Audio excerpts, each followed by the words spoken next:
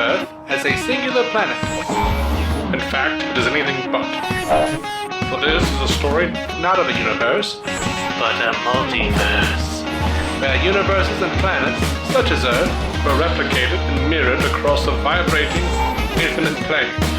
Some barely different from the next. Others drastically so. This is DC On Screen. Every week, Dave and Jason talk about the multiverse of DC properties on film and television. But be warned, if it's been officially released, you can expect they'll spoil it.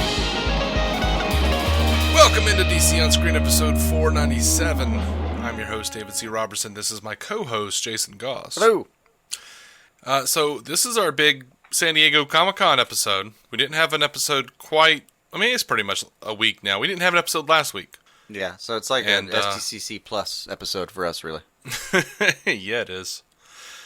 So it's going to be a long one, guys. I'm sure you've already looked down at the at the runtime and gone, "Holy Lord!" Yeah, I'm sure there were mixed reactions to that.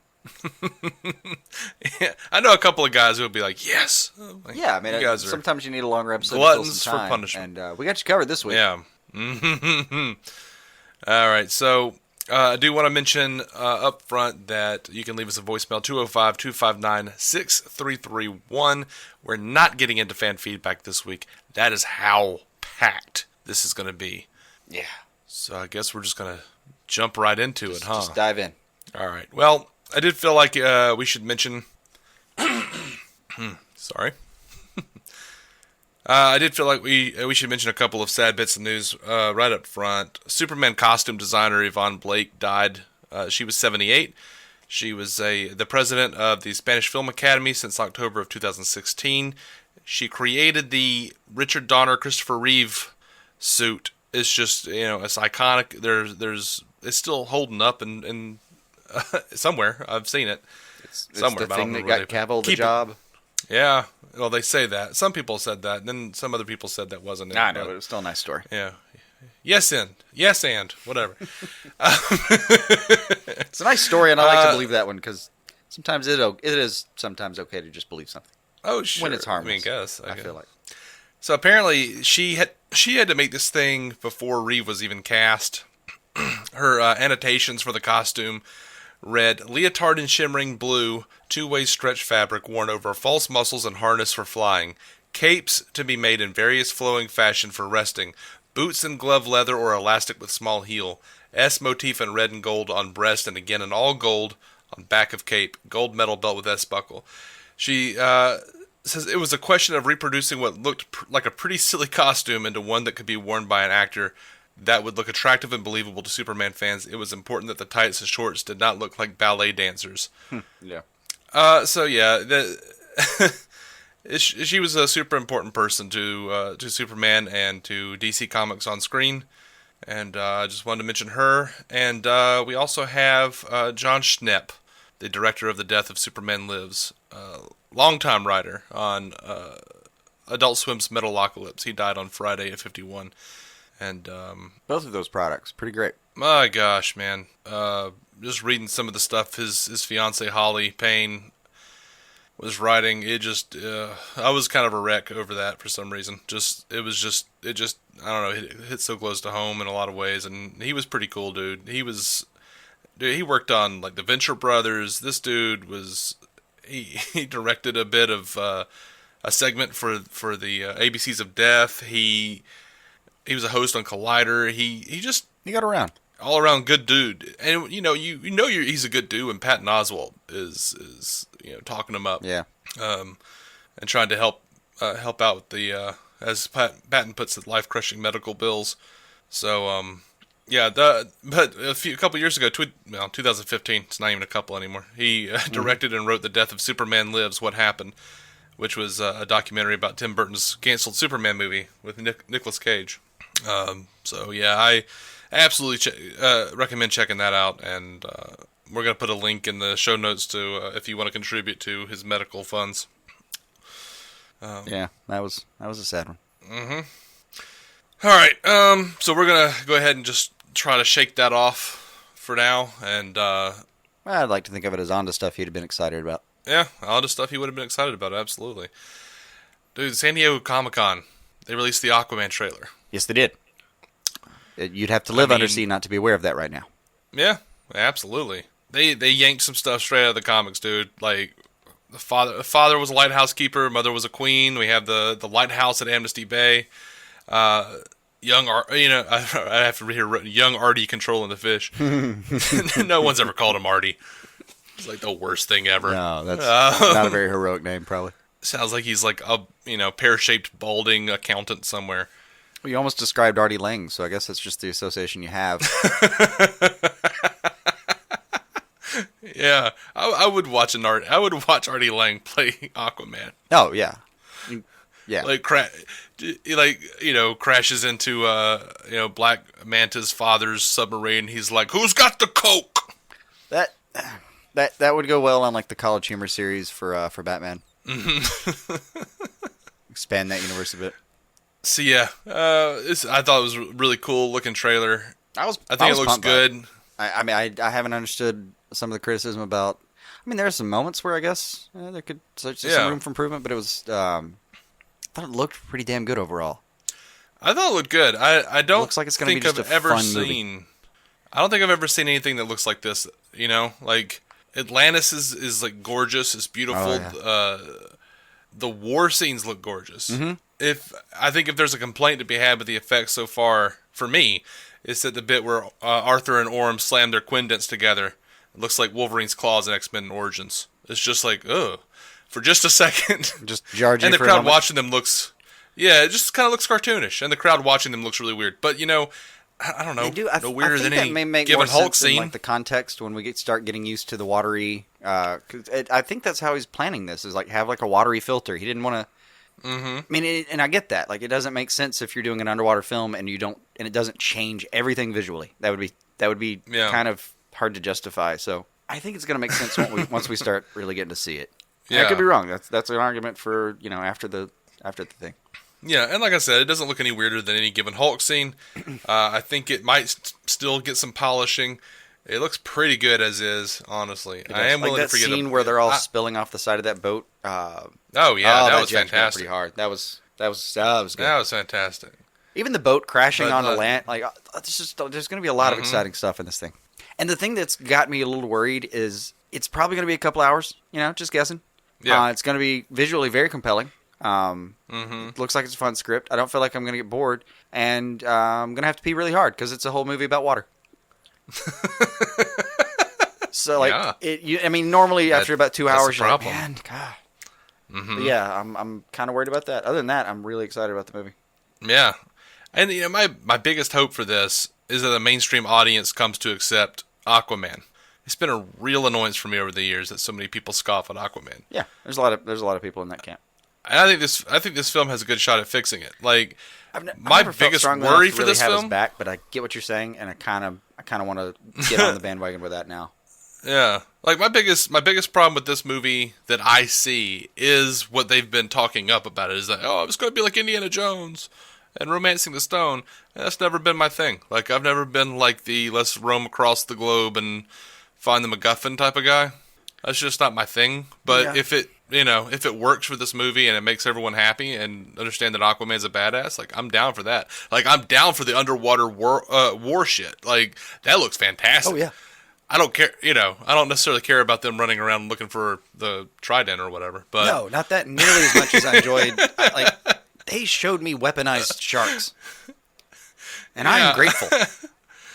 Yeah. Orm's giant, whatever, I forget the name of it, but like giant sea dragon thing. Oh God, yes. Yeah, that looked great. Oh yeah, that looked fantastic. And I do love Patrick Wilson's acting. He's always been a part of this. I was excited about. Yeah. Oh, it's gonna be good. I think it's gonna be good. I think it will be. It looks pretty cool. Yeah. What's that release date? December 19th, maybe? Okay. I knew it was December. That was all I knew. It's December something. December 21st, December 19th, something. No, December 21st, and then you'll be able to watch it on the 20th, because that's how they do things now. Okay. I was just curious. Now, after the footage, they showed additional footage for Aquaman. I read a description of it, but in the panel right before James Wan shows it, he says not to put it out there.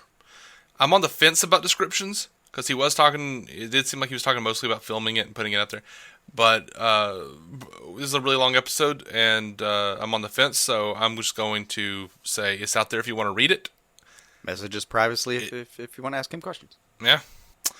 I'm okay with skipping them. I do like just watching as much of the movie for the first time as I can, fresh. Mm-hmm. So Geoff Johns was talking about how the classic costume makes it in the movie. We got a lot of pictures from Comic-Con showing the showing key art for Aquaman, where he's wearing the classic orange and green. Mm-hmm. And Geoff says, "Well, James Wan, he really picked out. He's an amazing director, and he said, I want to do Aquaman, and he loves the classic Aquaman. So the seahorses, the Ocean Master, the orange chainmail, he wanted to do all of that. It was really, he was just like, I want to see the iconic Aquaman. And you can even see there's kind of more blonde in Jason's hair even. Nice. I want to see classic Aquaman. Good touch. Like, I feel like I would, throw in a little Atlantean magic and make his hair glow orange, or gold or whatever, just to bring it, bring it back. Why not? I don't know why not. That's what I would do. I'm fine with that. I think Momoa is really attached to his hair situation, but surely let you put something temporary in for this. Just I don't know. There's an Aquaman website officially online, aquamanmovie.com. The last I checked, which was, to be fair, before San Diego Comic-Con, it might be more. They might have a trailer up now. I'm sure they do. When I was there, it had one picture of the poster. We'll talk about that poster in a second. But, I'm sure there's going to be a lot there, so keep track of that, aquamanmovie.com.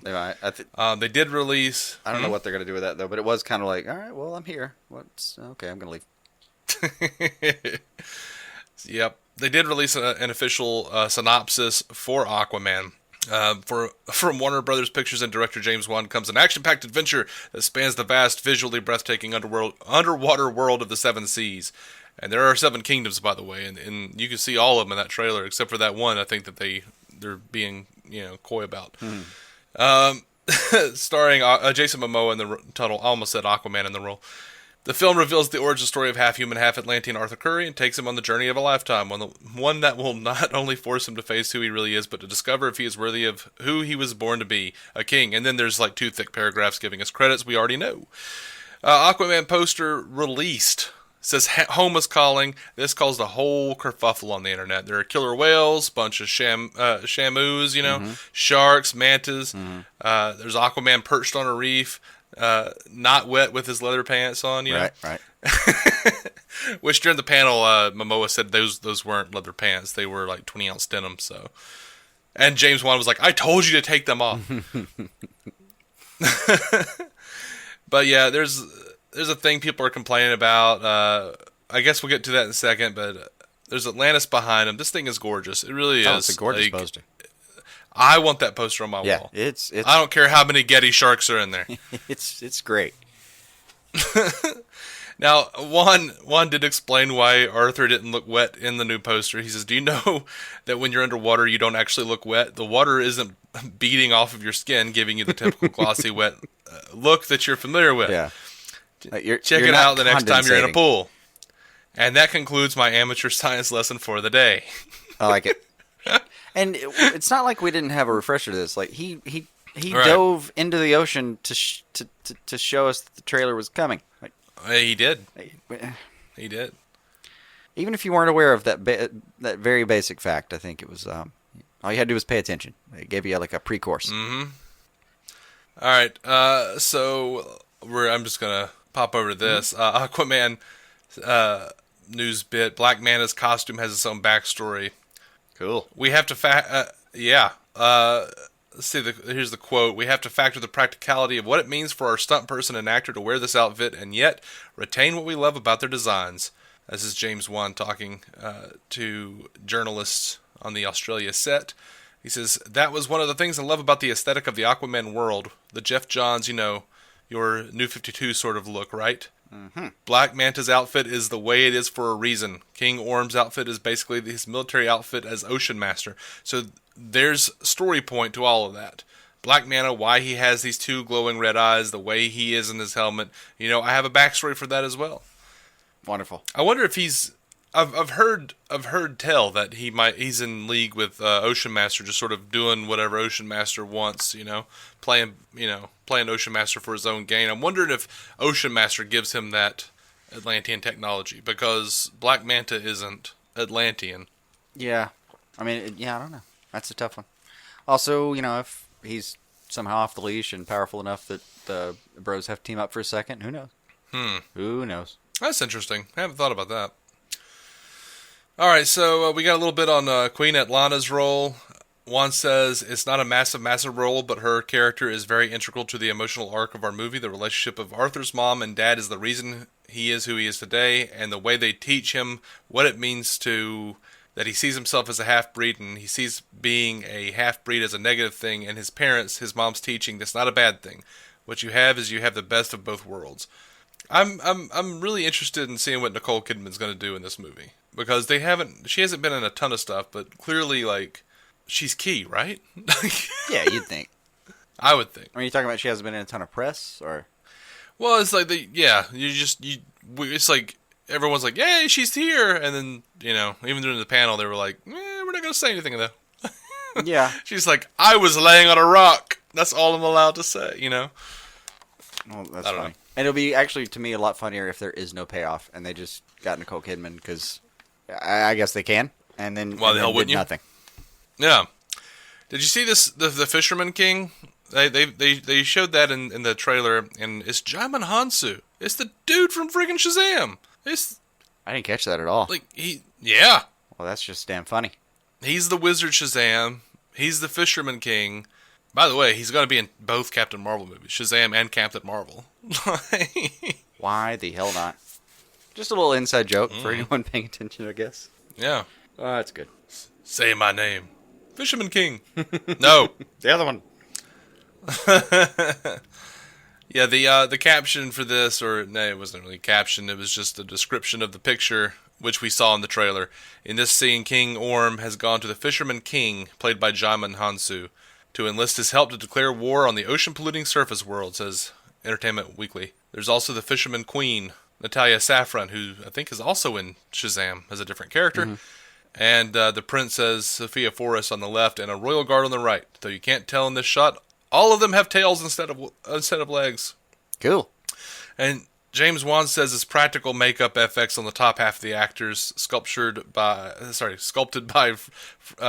Franchard FX. Digital work on bottom half and environment by ILM.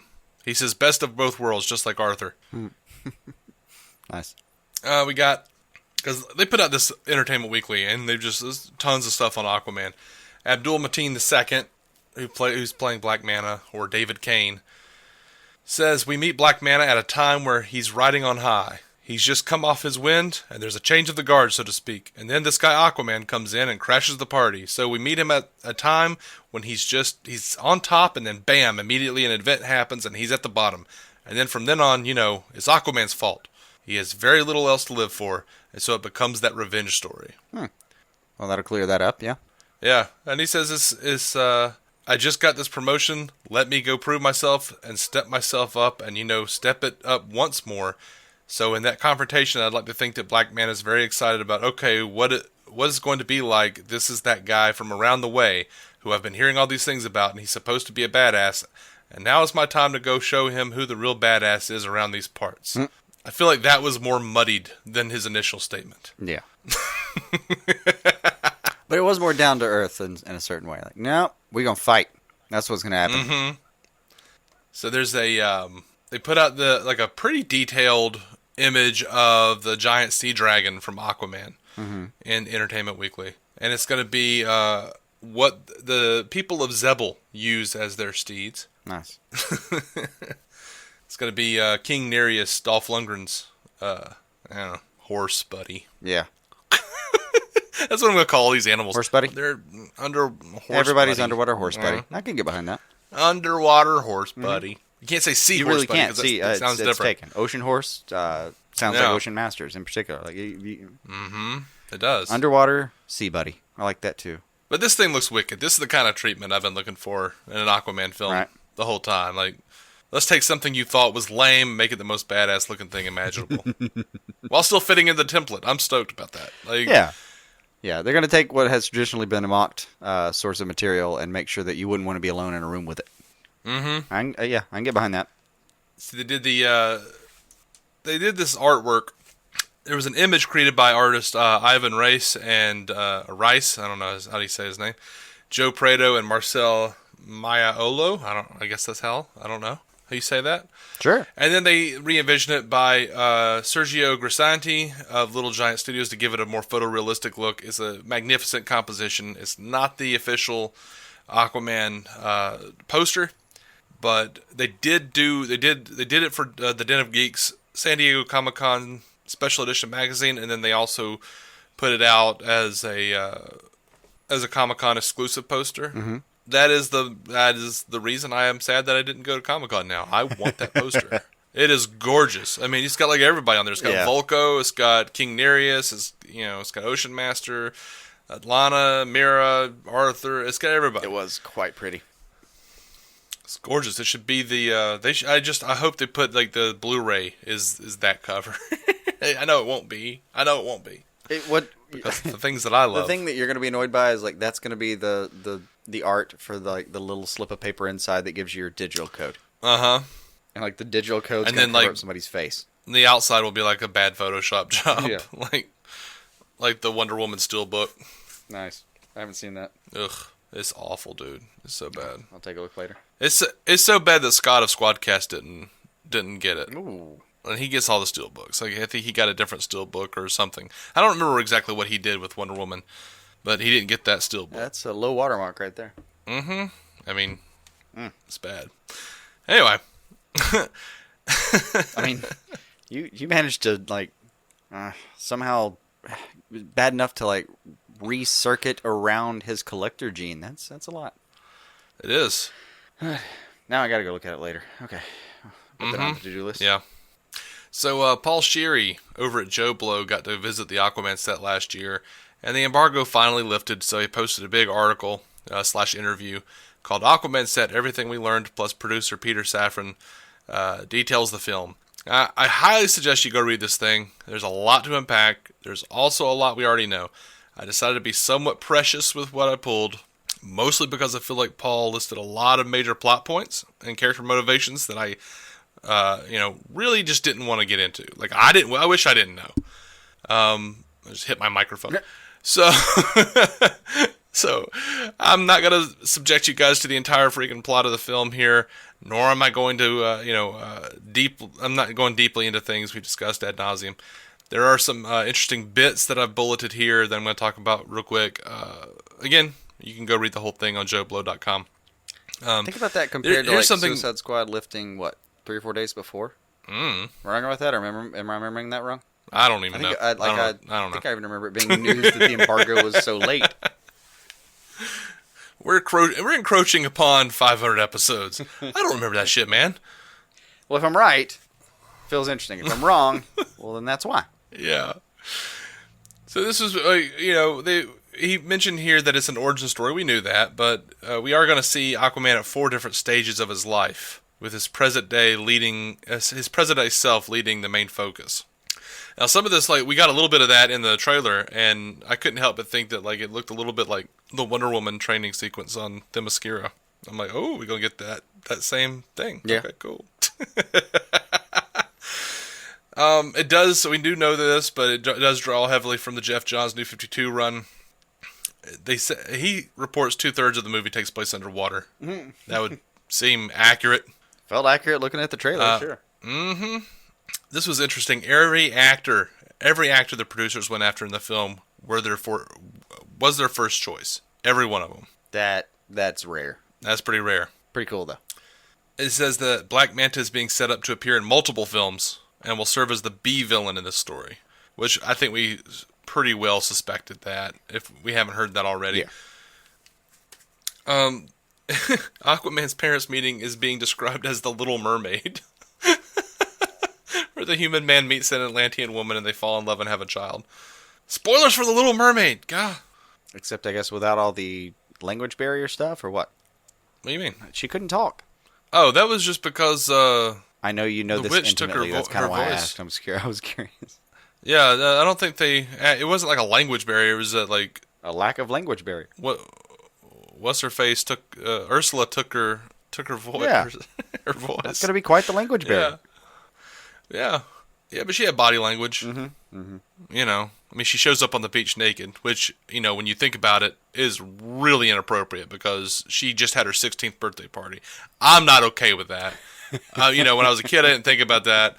I don't know how old this prince is. I'm hoping he's about 17, 16. Possible. Something Very like possible. that.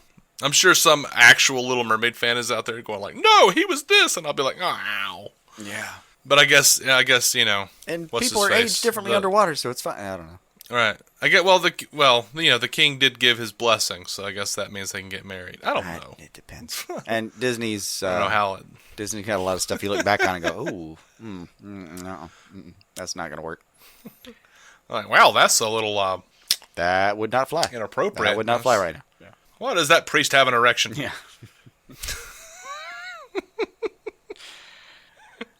Oh. Anyway, Somebody's going to be looking for that now. Aquaman. Oh, it's there. Not in the current Blu-rays and stuff, but in the old movie on the old VHS. Go and look, and when that priest is marrying Ariel and Prince, what's his face? Prince, hope he's young. I don't know his name. Yeah. Prince Hope he's young. Yeah.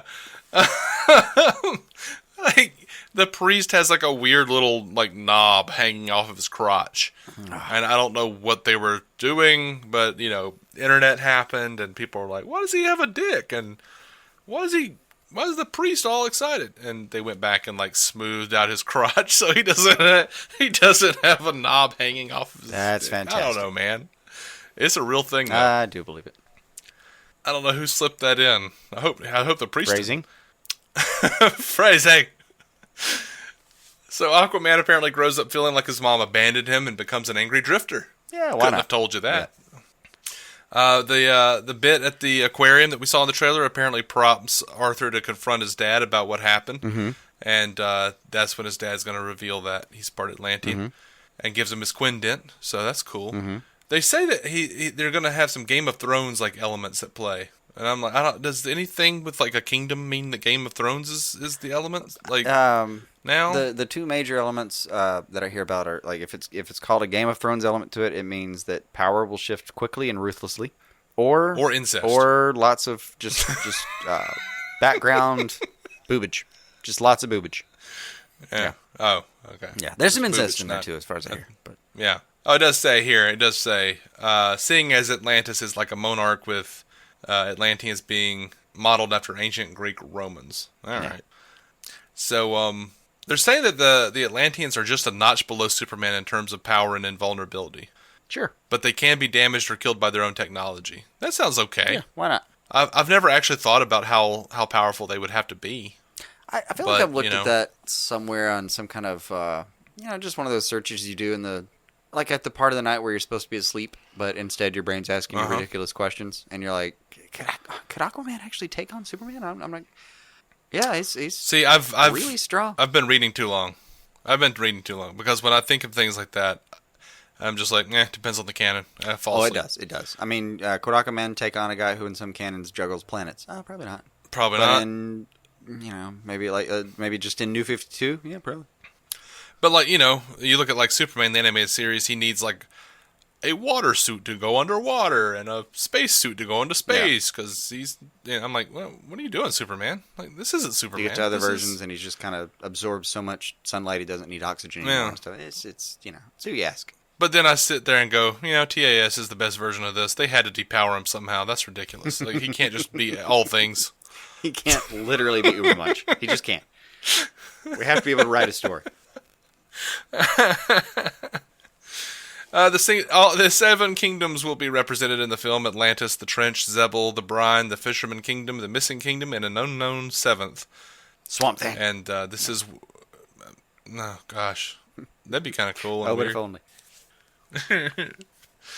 It's like, Why are you a water? Swamp Thing shows why up are you at- a water thing? That's 90% 98% water and just a green pepper, for goodness sake. Surely, you know. Yeah, Swamp Thing shows up at the end, and he's like, I'm in the sea now, bitches, and I'm especially salty now. Oh, Lord. Yeah, I'm sorry. Yeah. I'm sorry. I didn't even phrase that well. This wasn't even a good joke. It was just... It would just be... That would be the kind of thing where I was like, I think I have to walk out and take a breather. Yeah. After Batman and Harley Quinn, they just need to end every DC movie with Swamp Thing just showing up for a minute. Needlessly, and pointing out how needless it was, and moving back to the original narrative. Yeah. And then, like, the ending of that universe should just be like Mogu and Swamp Thing, who is now taking over the whole planet, just chilling in space, I'd watch it. Chat. I'd watch it. Just an hour of them kind of monologuing in broken English form. Right. Yeah. I would totally watch that. I'm not sure why. I have problems. You probably get like Geoff Johns to write it. Probably wouldn't be bad at all, man. Oh no, I want Kevin Smith to write that. Yeah, he would have. He would have good time with that. So there apparently won't be mass carnage in the film. None of the battles take place in major cities. There are deaths, but not on an epic scale. Apparently that's a thing you have to, like, address, tell people now, or they're just going to be, like, beside themselves and then won't see the movie. Like, that tidal wave seemed pretty rough. Yeah. All right, buddy. Cloistered little lamb. Just hang out in your house. It really should just be shorthand now. Don't watch anything. Cloistered little. You should be, like, shorthanding it now to be like, no, we're not going to Man of Steel it. People are going to be fine. Don't even worry about it. Just come right in. It's fine. Mm-hmm. Yep. So much so that, like, they changed Marvel movies. There's like, here's a huge chunk of Age of Ultron where, like, they're saving civilians. I'm like, this is the most boring thing ever.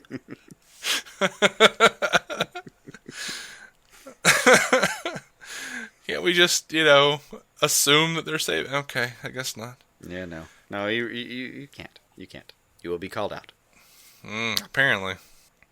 So apparently, James Wan is going to be paying an homage to the Creature from the Black Lagoon type films in a sequence that features the trench monsters attacking a boat on a romantic cruise. That's kind of weird, but it sounds fun. Yeah, I'm gonna enjoy that scene. But all since right, I've seen that, by the way, that may be where I have to go visit the bathroom. Oh, yeah, maybe that's my gap because I know that beat. All right. So here's a chunk of a little chunk of the Peter Safran interview that I decided to bring in, and this was really the only thing that we hadn't heard before, to my knowledge. But he said the War Room artwork was very clever, that it was heavily influenced by Geoff Johns' work in the comic. Can you speak to Johns' involvement on the film? Peter Safran says, I think that the New 52 version of Aquaman was definitely our touchstone and our starting point. And even though the film is not a direct adaptation, that was certainly in terms of his origin, who he is, that Tom Curry is his father and Alana is his mother, who Orm is, etc. That all comes from New 52. There are certainly creature elements from it, from the trench. So that was our biggest influence, and the fact that Geoff and James originally broke the story for this one, and then Will Beall and David Leslie Johnson at different times wrote it. I think that the fact that Juan and Johns, broke the story together, Geoff has tremendous creative involvement all the way through on a day-to-day basis to the present day. I spoke to him this morning, so he really is a great touchstone to making sure we keep it in the correct world. I say all that to say, if this thing is a success, just lay the hell off of Geoff Johns. Leave him alone. Yeah. I don't know what the guy did. I don't know. Leave him alone. That's a long story. Like, we could do a deep dive podcast on just that by itself. Mm-hmm. That could be an entire episode. Why are we blaming Geoff Johns for stuff? Well, I keep hearing people say stuff like, oh, I heard he's a real dick. All right. So is Bob Dylan. So is Ben Folds. Whatever. Yeah. I don't care if he's a dick. Yeah. I don't anymore. Yeah. John Lennon was a pretty big dick. Pretty big dick. All right, so we're going to get into some Shazam stuff. It's so hard to say that. Very long conversation with me if anyone wants to have it privately. But about John Lennon? Yeah, no, there's a lot of back and forth for that. No. Mm-hmm. All right. Some Shazam stuff dropped. It's so hard to say that. I sound drunk. Some Shazam stuff dropped. Man, that trailer. I know it's like, I know it's not cool to, play favorites or pick favorites or whatever, but that shit, so much, I liked it so much more than the Aquaman trailer, and I like the Aquaman trailer a lot, but this Shazam trailer was like, has me just like beaming. Oh yeah, they both got me really pumped. I'm so excited about this. Like, but that's been the case for me. Is like, I don't know. At some point, Shazam just became like, I'm more excited about that than anything else. Like Star Trek Discovery Season 2, whatever. Shazam's happening. It's Sandberg's social media game that I think has done this to you. To some degree, but, that trailer was dope. Yeah. Yeah. It was great. It was good. It was really good. I'm glad he gets the powers, like, right after those kids chase him into the subway. Because, like, next time they find him, they are gonna beat his ass. Like, they know who his friends are. It's going to be a thing. Like, I mean, you picked the perfect time. That is wizard. not going to be a fight, even. I love it, man. Yeah. I love his, I love how funny Freddy is. Like, they seem nice, but don't buy it. It gets real Game of Thrones around here. Why so dark? You're a disabled foster kid. You've got it all. Yeah. I love him as Shazam, like blasting people's phones. Your phone's charged. Your phone's charged. Your phone. What the hell? So great. Bullet immunity. Yeah. And of course, like they pretty much chose the best line to end on. Sorry about your window, but you're welcome for not getting robbed. Oh hey, sup? I'm a superhero. Yeah. It's fantastic. Like, if anyone doubted why they chose Zachary Levi for this, surely you saw like, no, he can do the humor, but I've seen him make a straight face before and get angry, and he can do that too. He can. He's got the range for this role. He's definitely got the range to like try to punch a villain in the face and get his hand stopped in the air and be confused. Because I've seen Chuck, and a lot of it's him being confused. Yeah, I'm. If there was one thing to complain about, I was just, I don't like the little like LED light up chest thing, but I mean, Sandberg's pretty much talked about that already. These effects aren't done. We know that. I was still okay with it. It's a teaser trailer. That didn't bother me at all, and in action, didn't give a damn. Like, if that was a TV series, I'd be like, all right, that's fine. But, for a movie, I'm like, I need a little bit more. And apparently, I think we're going to get a little bit. I think we're going to get more. But I'm so excited about this, man. Shazam isn't, or Captain Marvel, whatever you want to say. It's funny. It's really funny. During the SDCC panel, Zachary Levi kept referring to him as Captain Marvel, and I swear I could see David Sandberg just like flinch a little bit every time he did it. Stop it! Please stop it! Please stop. But it's great. But it's great for the fans though, because we know that like for it's not great for the as they're called, the filthy casuals. Yeah. But for me, who grew up in a day when it was his name was Captain Marvel. Yeah. There's going to be some confusion for nice. Sure. And I think Sandberg actually, or somebody came out and finally said, we're not going to refer to him as that in the movie. Yeah, but at the panel though for SDCC, they asked if there was going to be a joke about it or something, and Sandberg was like, "Yeah, we might do something. We're going to do something. Yeah, there might be a little jab there somewhere. Cool. I think you'll be all right." So yeah, I'm just so excited about this Shazam trailer. I'm excited about Shazam in general, and it's like stupid excited. Like, I'm more excited about that than I am Infinity or whatever the hell, like Avengers 4. I've been waiting like 12 years, 11 years, whatever it is for Avengers 4. I don't give a shit. Shazam. I could see it. It just took me by surprise. I had no idea that I was going to be this into it. I know. I'm kind of kind of happy just watching you get this excited about it. It's been fun. Yeah. So someone wrote to some rando on Twitter wrote to Sandberg and said, "Congrats on the trailer, on the great trailer debut. Shazam looks great. Not sure how much can be changed for the actual film, but any chance you can add a little more boom and residual electrical crackling to Billy's transformations." Sandberg says, "None of the VFX in this early trailer are final, so things might look quite different in the final film. That's definitely a shot that will continue to be tweaked." And a different Twitter rando says, "Will there be lots of actions like Man of Steel in Shazam movie? Because in the teaser trailer there weren't much actions. Please reply this massage." And David says, well, it was just a teaser. None of the action stuff is ready to show yet. You'll have to wait for a proper trailer later on. Mm-hmm. So, like I said, I'm pretty sure we're going to get, like, a lot of difference here.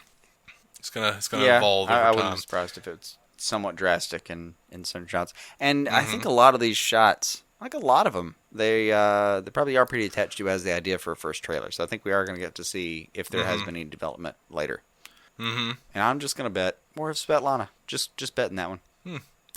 So they put out this picture before the trailer released, and it is awesome. It is a picture of Billy and Freddy, and they've got all this awesome like they've got Freddy's awesome like superhero shit behind them, like all of the stuff he collects, and because Billy needs a guide on the journey to becoming a superhero. And Freddy's obsessed with superheroes, so they got to do this. But we see Billy holding up the little we saw it in the trailer. It was a little Ziploc baggie that has like a certificate of authenticity, and I had to look it up. But the thing that's in there with the certificate of authenticity is like a bullet that actually hit Superman, which is cool because in the trailer when they shoot him and he's like, "You're bulletproof," or whatever. You have bullet immunity. We see like a slow motion bullet fall, and I'm like, is that the next? Is there going to be some sort of emotional arc there where it's like now he's collecting stuff from Billy? Oh no! I definitely hope there's at least a scene where he reaches down and swipes those. Yeah. Right. And if it's realistic, reaches down, and swipes those, and kind of shakes his hand like, it's hot, it's hot, it's hot. Yeah. All right. So in the background we have a Superman cap, we have graphic novels, we have a Batman action figure, a Superman cup or two, Batman's BVS Batarang, a Daily Planet newspaper that says Superman is back, and a Time magazine dated June 14th, 2013, which is the release date of Man of Steel. It's a shot of the world engine above Metropolis, and it says, "An act of war as Metropolis lies in ruin. How shall the world respond? Inside an alien invasion." That's just awesome. Sandberg posted that, and he also posted a closer picture of the Daily Planet props. It says Daily Planet reporting on the Planet Daily, which is funny because every time you see those papers, they're never reporting on the planet. They're always reporting on like Superman did a thing, Batman did a thing, in Gotham or Metropolis. That's fine. That's the see you tomorrow. They just Daily focus on what's relevant. Yeah, the Daily Planet article says Superman is back. The Man of Steel rises to once again lead humanity in hope, strength, and virtue. There are blurbs called. There's a blurbs article that's called Aliens Attack on the World. Then there's an article called Amazon Woman and the Batman Help Combat Lex Luthor Plans. There's an article, The Aftermath, Metropolis Citizens Pick Up the Pieces. There's another Daily Planet paper that shows Gotham crime rate soars. Recent rise in crime rather has Gotham City on edge. Recent rise in crime rate has Gotham City on edge. Gotham City officials reconsidered a citywide curfew to help bring down current crime rate. It's just little cool, like, universe-binding things that I'm excited about. Yeah. And, by the way, there was an Entertainment Weekly story that came out in a fantastic cover with Shazam blowing a big old bubblegum bubble and playing on his smartphone. Yeah. Like, just everything about this thing seems so fun to me. That was a good tone. Producer Peter Safran says, I wouldn't be surprised to see Shazam play a role in the DCEU. This is from an Entertainment Weekly story, or that Entertainment Weekly story. Yeah. No, I think he meets up with people later. Easily. Yeah. He said, I would, Zachary Levi says, I would lose my shit if that happened. I would lose all of the shits. I remember thinking, if I get this, and if this movie does well enough, and if Justice League does well enough, and they make another Justice League, they will one day, maybe. Yeah. Maybe I'll be on that next poster with all those guys. And then Safran says, it's something we've considered and have plans in place for sequels that take into account those realities. So that's all amazing. I mean, he's going to get to meet somebody, more. I think, at least. I mean, hopefully in this movie he'll get to meet, Superman at least for a minute. Yeah. Oh, yeah. That'd be great. Oh, God, that'd be great. There's a great person. It's not a great person, but whatever. This random person on Twitter said to David, "What the hell is this?" This is the AEW cover. David, we thought you were going to bring the DCEU back to the track, but this looks like Batman Forever shit. Mm-hmm. And Sandberg responded, "If you think the front is Batman Forever, wait until you see the back. # butt nipples." Yeah, that made me laugh pretty hard. I woke up to that and I was like, "What the hell?" And man? I read that thread and I went probably 50 comments down, and I can sum up the 50 comments that followed that by saying whoever that dude is, he can suck on some back butt nipples. There was no forgiveness in what he said. They lit him the fuck up. It was hilarious. Yeah. So over talking to Entertainment Weekly, Safran explained that Shazam is going to begin to evolve the DC films. And he says, from my perspective, Shazam represents the next step in the evolution of the DC brand. You have Wonder Woman, then Aquaman coming December 21st, to answer that question, is another big step. Then comes Shazam, all different movies, but all have a unique tone that moves away from the darkness of the prior DC movies. Well, that was always the plan. Yes. Yeah. Anyway. I do hate that part of the reporting on it. Mm-hmm. So there's a little bit of backstory here for Dr. Savannah. I guess he might not be a doctor anymore for the Shazam movie. God, I said Svetlana earlier. Savannah, Dr. Savannah. Oh, I didn't know what you were talking about, so I just moved on. Well, that's why. That's why I expect more of Savannah in the. I don't know who I was Svetlana. I'll figure that out later. I don't know. It was at that moment, I was like that little GIF that you see with all the equations and angles and shit, in the background. Like, what the hell? Nope, just moving on. Yeah, I don't know. Yeah. Svetlana. We'll solve for X later. No, it was just Savannah. I'm like, we still got 25 pages to go. Let's just move on. I misthought. All right, so according to Entertainment Weekly, comic fans already know Savannah is Batson's arch nemesis, but there have been different backstories for the character over the years. In Shazam, 14-year-old orphan Batson is selected by a 3,000-year-old wizard to inherit his powers due to his pure heart. The film's version of Savannah also encountered the wizard as a kid, but he was rejected to receive his powers. Ever since then, Savannah has spent his life searching for a way to gain the abilities that Billy now possesses and is in a desire to live up to the expectations of a domineering father. In the comics, he was a scientist who was obsessed with bridging the gap with magic, and it doesn't sound like he's quite the same character, but that's all right. No, they're playing with kind of the newer, more powered version. I do like though that they're not doing the kind of usually diminutive, almost. I feel like saying squeaky old man, kind of. Mm-hmm. just a dude with no physical prowess whatsoever, but a super clever and dark mind. Yeah. Because that does leave options in the future for Shazam. Is it Mr. Mind or Dr. Mind? I can't remember. Mr. Mind. It leaves us an option in the future for a diminutive character, such as a tiny animal, to maybe be his nemesis in the future. Shazam 2 has to happen somehow.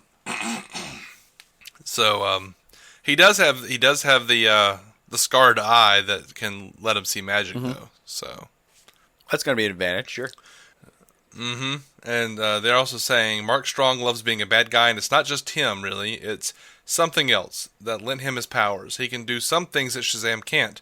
The danger in some films is the bad guy has the same powers as the good guy. Savannah has an extra thing, extra dynamic, that takes care of that. I'm guessing it's not I'm down flight, for all of that. You know? Whatever. I don't know what that would be, though. That's going to be interesting. Maturity? Possibly, yeah. I don't know. They also did a Wonder Woman 1984 panel. Just be intelligence. Yeah, maybe. I mean, forethought and intelligence. We're talking about a 14-year-old kid here. That's a huge advantage. I wonder if there's not some not some kind of connection to the 7 deadly sins or something. Oh, sure, that'd be good. Like he sought out power from an alternate magical, entities or entity. Or maybe he just got some of Black Adam's powers, but not fully, because he got them the wrong way, and then at the end of the film he's defeated, and those powers go back into the ether, and suddenly Dwayne Johnson has powers. Except that wouldn't work at all, because Black Adam's super old. Or he just stuck. Maybe Black Adam came around and gave him some of his powers, because you can do that. Yeah, he can do that. Maybe he just those are normally the same powers. So I don't. He stuck a paper clip in a power outlet while jerking off on a Ouija board, and And now he has dead men's powers. Yeah. I think that's the most obvious thing. I think you nailed it. I think I did. I think that's going to be what happens. If you wanted to just completely write it on move the calendar and assume we had this 100% correct, I would completely back you. Absolutely. Wonder Woman 1984. They had a panel at SDCC. And they did show some footage, and it was just a little bit of like Wonder Woman saving a girl in a mall, and there was like a guy with a gun, and then she like runs down the street. Like nothing, absolutely nothing. But they really just started filming, so you can't really, weeks ago. Weeks ago. It's a scene in a mall with gunplay. But Patty Jenkins did talk about why she chose the 80s for the movie. She says that era in the first film was the beginning of the modernized world. This is its entirely own 80s movie and its own thing. Reason why it really was mankind at its best and worst. We're aware of some of the prices of our behavior nowadays, but back then we weren't. Great music and elegant and incredible things of the 80s too, but also revealing the worst of us. To have Wonder Woman visit a period of time as us at our most extreme. That sounds right to me. It does, except the part about the best of us. You hate the 80s so much. I read that too, and I seriously have been racking my brain to figure out what she's talking about, and I don't know. I don't actually know. I'm sorry. That's all right, man. It was it's not all subjective a good spot whatnot, for us. You know. I don't know. I don't know. I don't know what to do with it. I really enjoy a lot of stuff from the 80s, man. I don't know what to tell you. We got some great talking head stuff out of it. There's something. Oh yeah. There's yeah, man. That'll work. Hold on to that. Just gonna grab a copy of Remaining Light and close my eyes.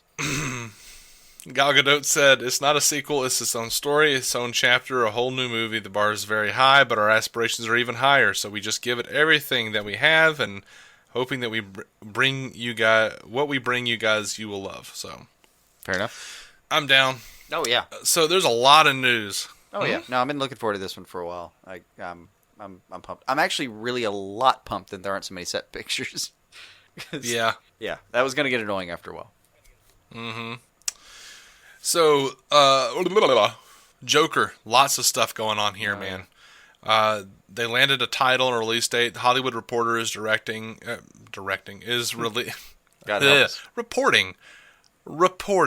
that it's going to be called Joker, and it's going to have a release date October 4th, 2019. Shit's coming quick. Yeah, it's low budget. They're going to do a story and send it out, man. Mm-hmm. Now, Steve Frosty Weintraub over at Collider posted a segment of a larger interview he conducted with Joaquin Phoenix, and it was just a segment. He titled this article, "Exclusive Joaquin Phoenix on his unique Joker movie and why it scares him."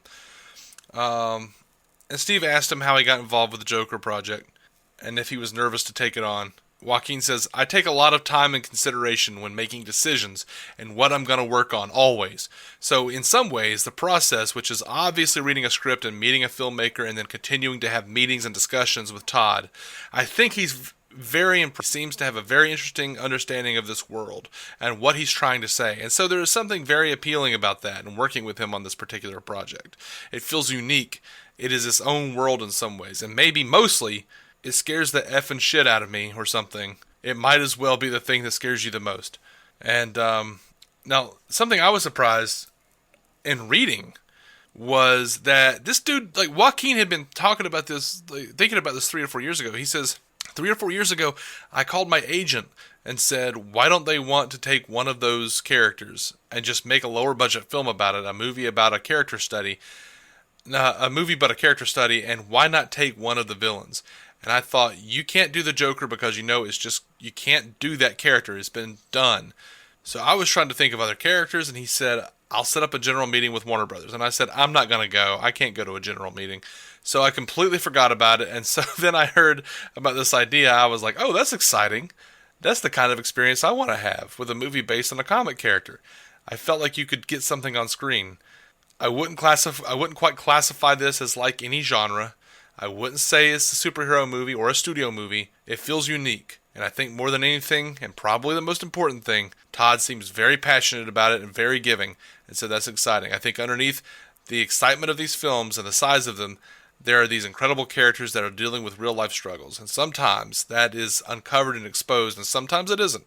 And so I always felt like there were characters in comics that were really interesting and deserved the opportunity to be kind of studied. And so I think that's what Todd sees appealing about this idea.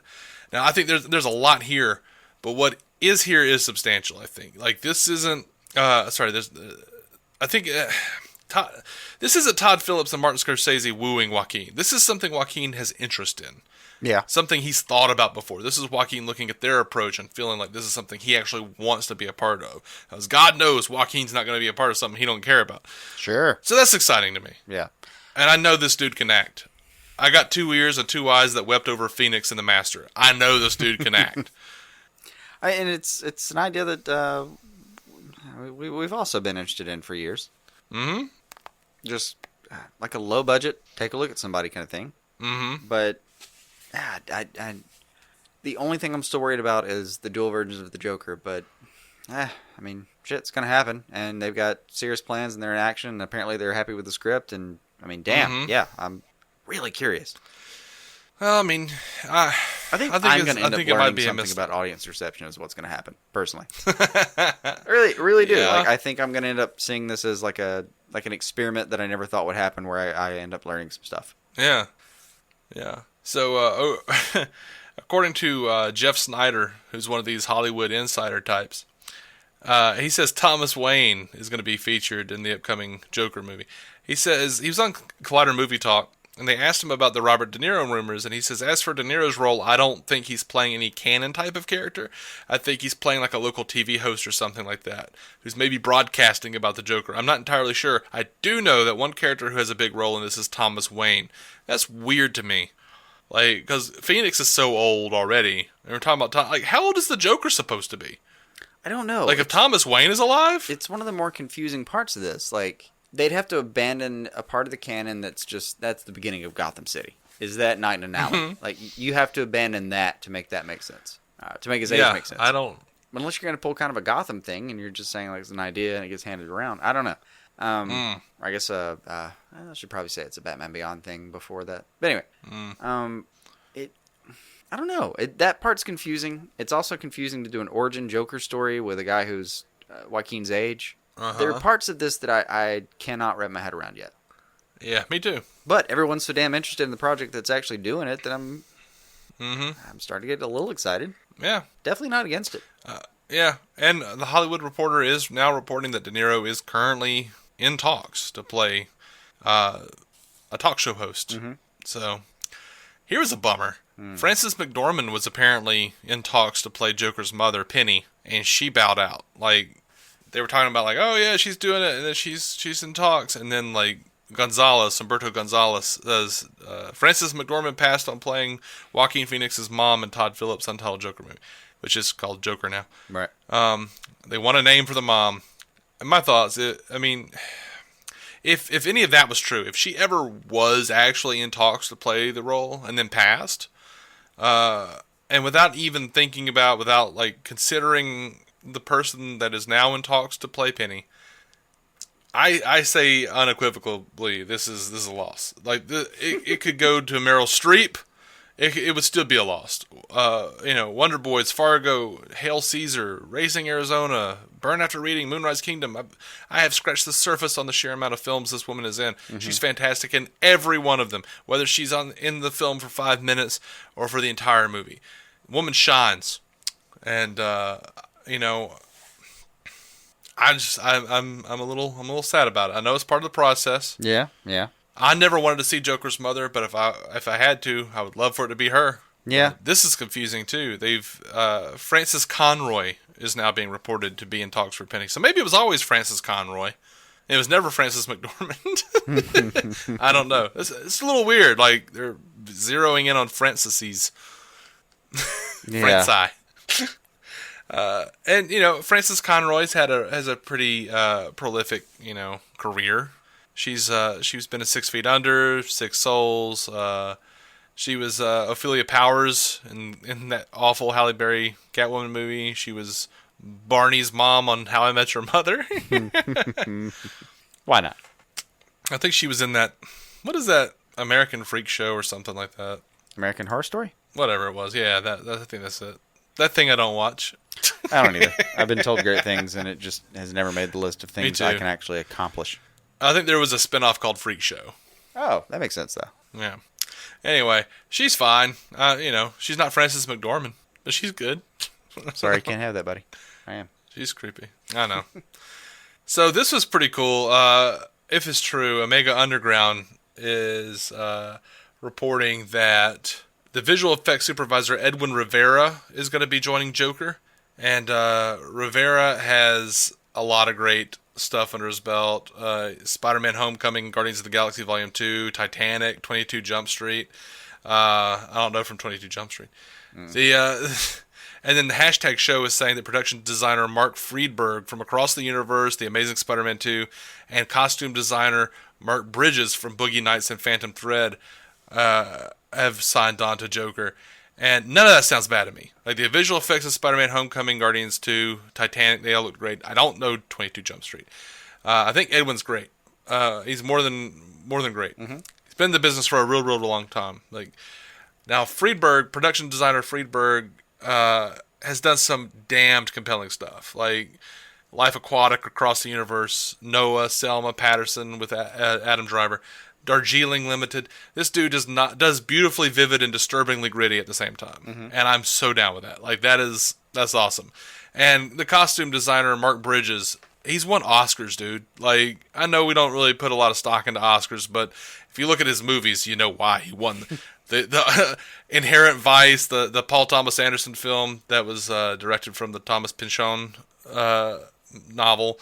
Which, by the way, Joaquin Phoenix was in. Like, that's just perfect. So you're saying he's won Oscars you agree with. That's the important part here.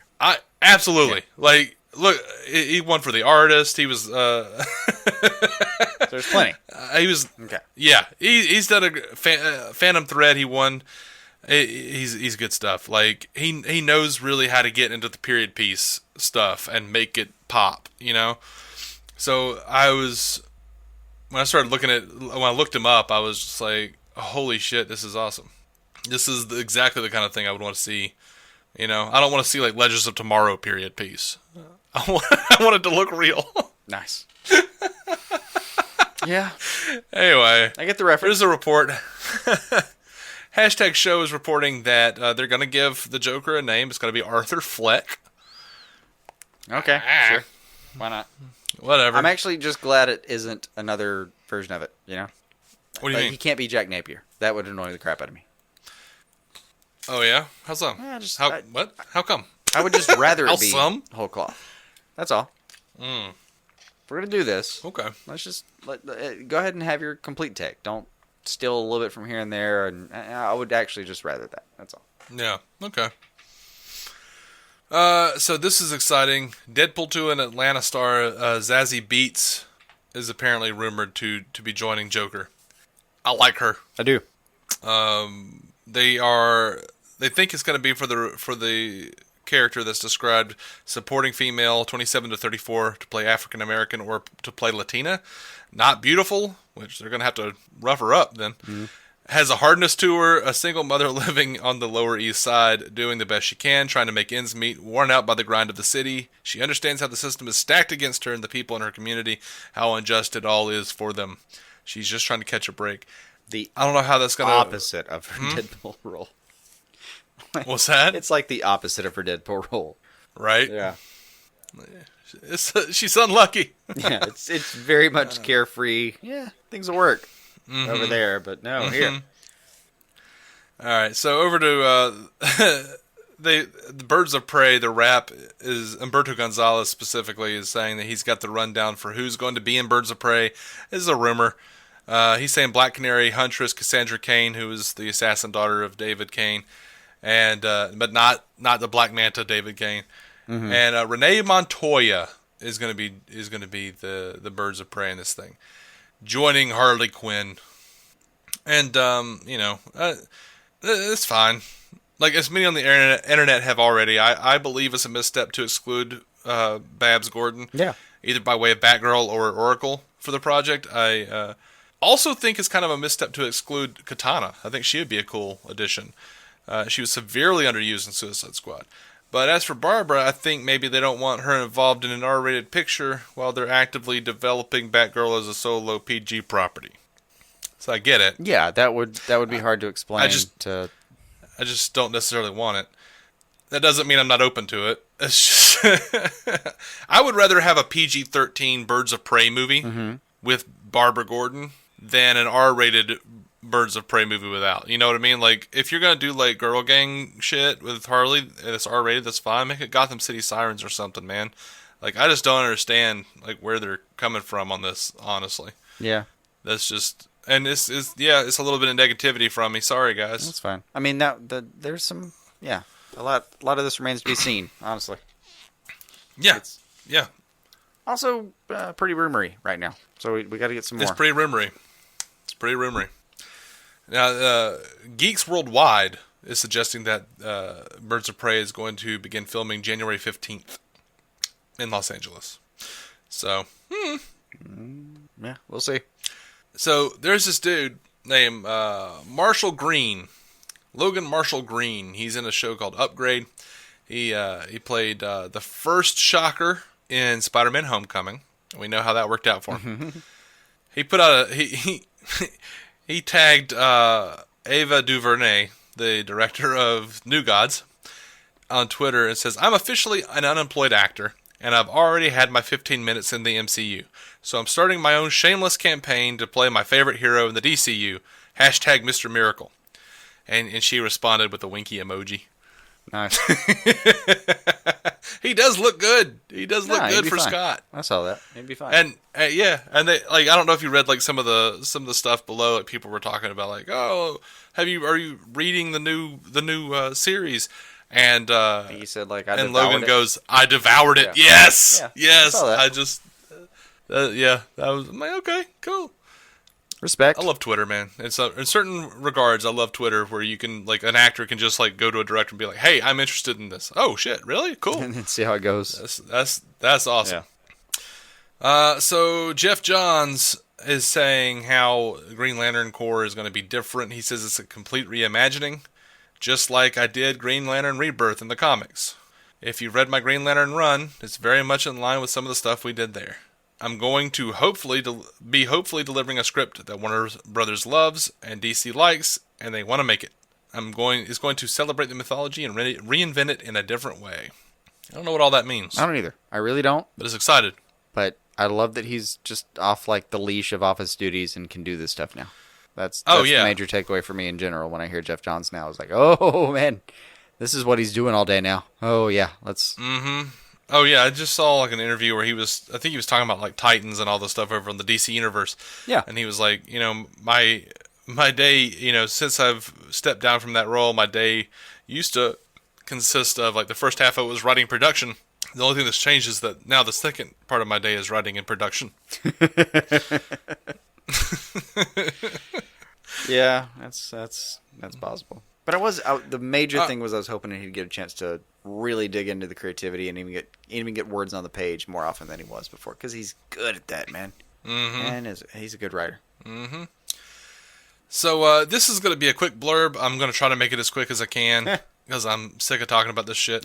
Ben Fritz, writer for the Wall Street Journal, had been collecting interviews and stuff from different release of Snyder Cut people high up like Fiona, and he talked to some producers or some people who were involved in the actual Justice League movie, like Jay Oliva, and then the Wall Street Journal article dropped, and the article says the studio isn't planning to mention a Snyder Cut or to release any alternative versions of Justice League. A senior executive confirmed. And it also says people who worked on Justice League say that while Mr. Snyder did assemble a rough cut after he finished principal photography in late 2016, the director never said he intended it to be released. They said that Mr. Snyder oversaw the new scenes Mr. Whedon wrote the following winter and had planned to shoot them himself before the death of his daughter prompted him to leave. It also says, "Who are these people who won't stop talking about the magical Snyder Cut that doesn't exist?" lamented one person close to the film. So none of Fritz's sources are named. Ben Fritz is using an old studio narrative that we know is horseshit from just being followers of Zack Snyder on Vero. Snyder he doesn't know about the German family. He doesn't know so much about what was actually released. We can't just say he was overseeing Whedon's work at this point. I'm sorry. Yeah. But anyway, we know Jay Oliva was interviewed for the article. They didn't even mention him. And Jay Oliva called them out on that, too. He says, I guess my interview with you didn't fit your narrative of crazy fans. Really disappointed in you, Ben. You had the chance to write an article that helped bring understanding to a movement about keeping the artistic integrity and creative freedom of future filmmakers.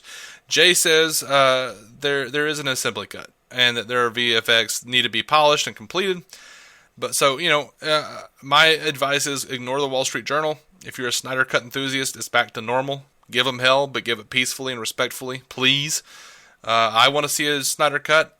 I believe it exists. Jason doesn't believe it really exists, but I think it is there I think we both agree that it's there in an assembly cut form, and that there's some work to be completed on it. Yeah, that's the part I agree with. Yeah, and that's what Jay says. Just there are actually people that think that there's like a cut that if they just got into the right room and stole it, they could just release and it would be like theater ready. And right.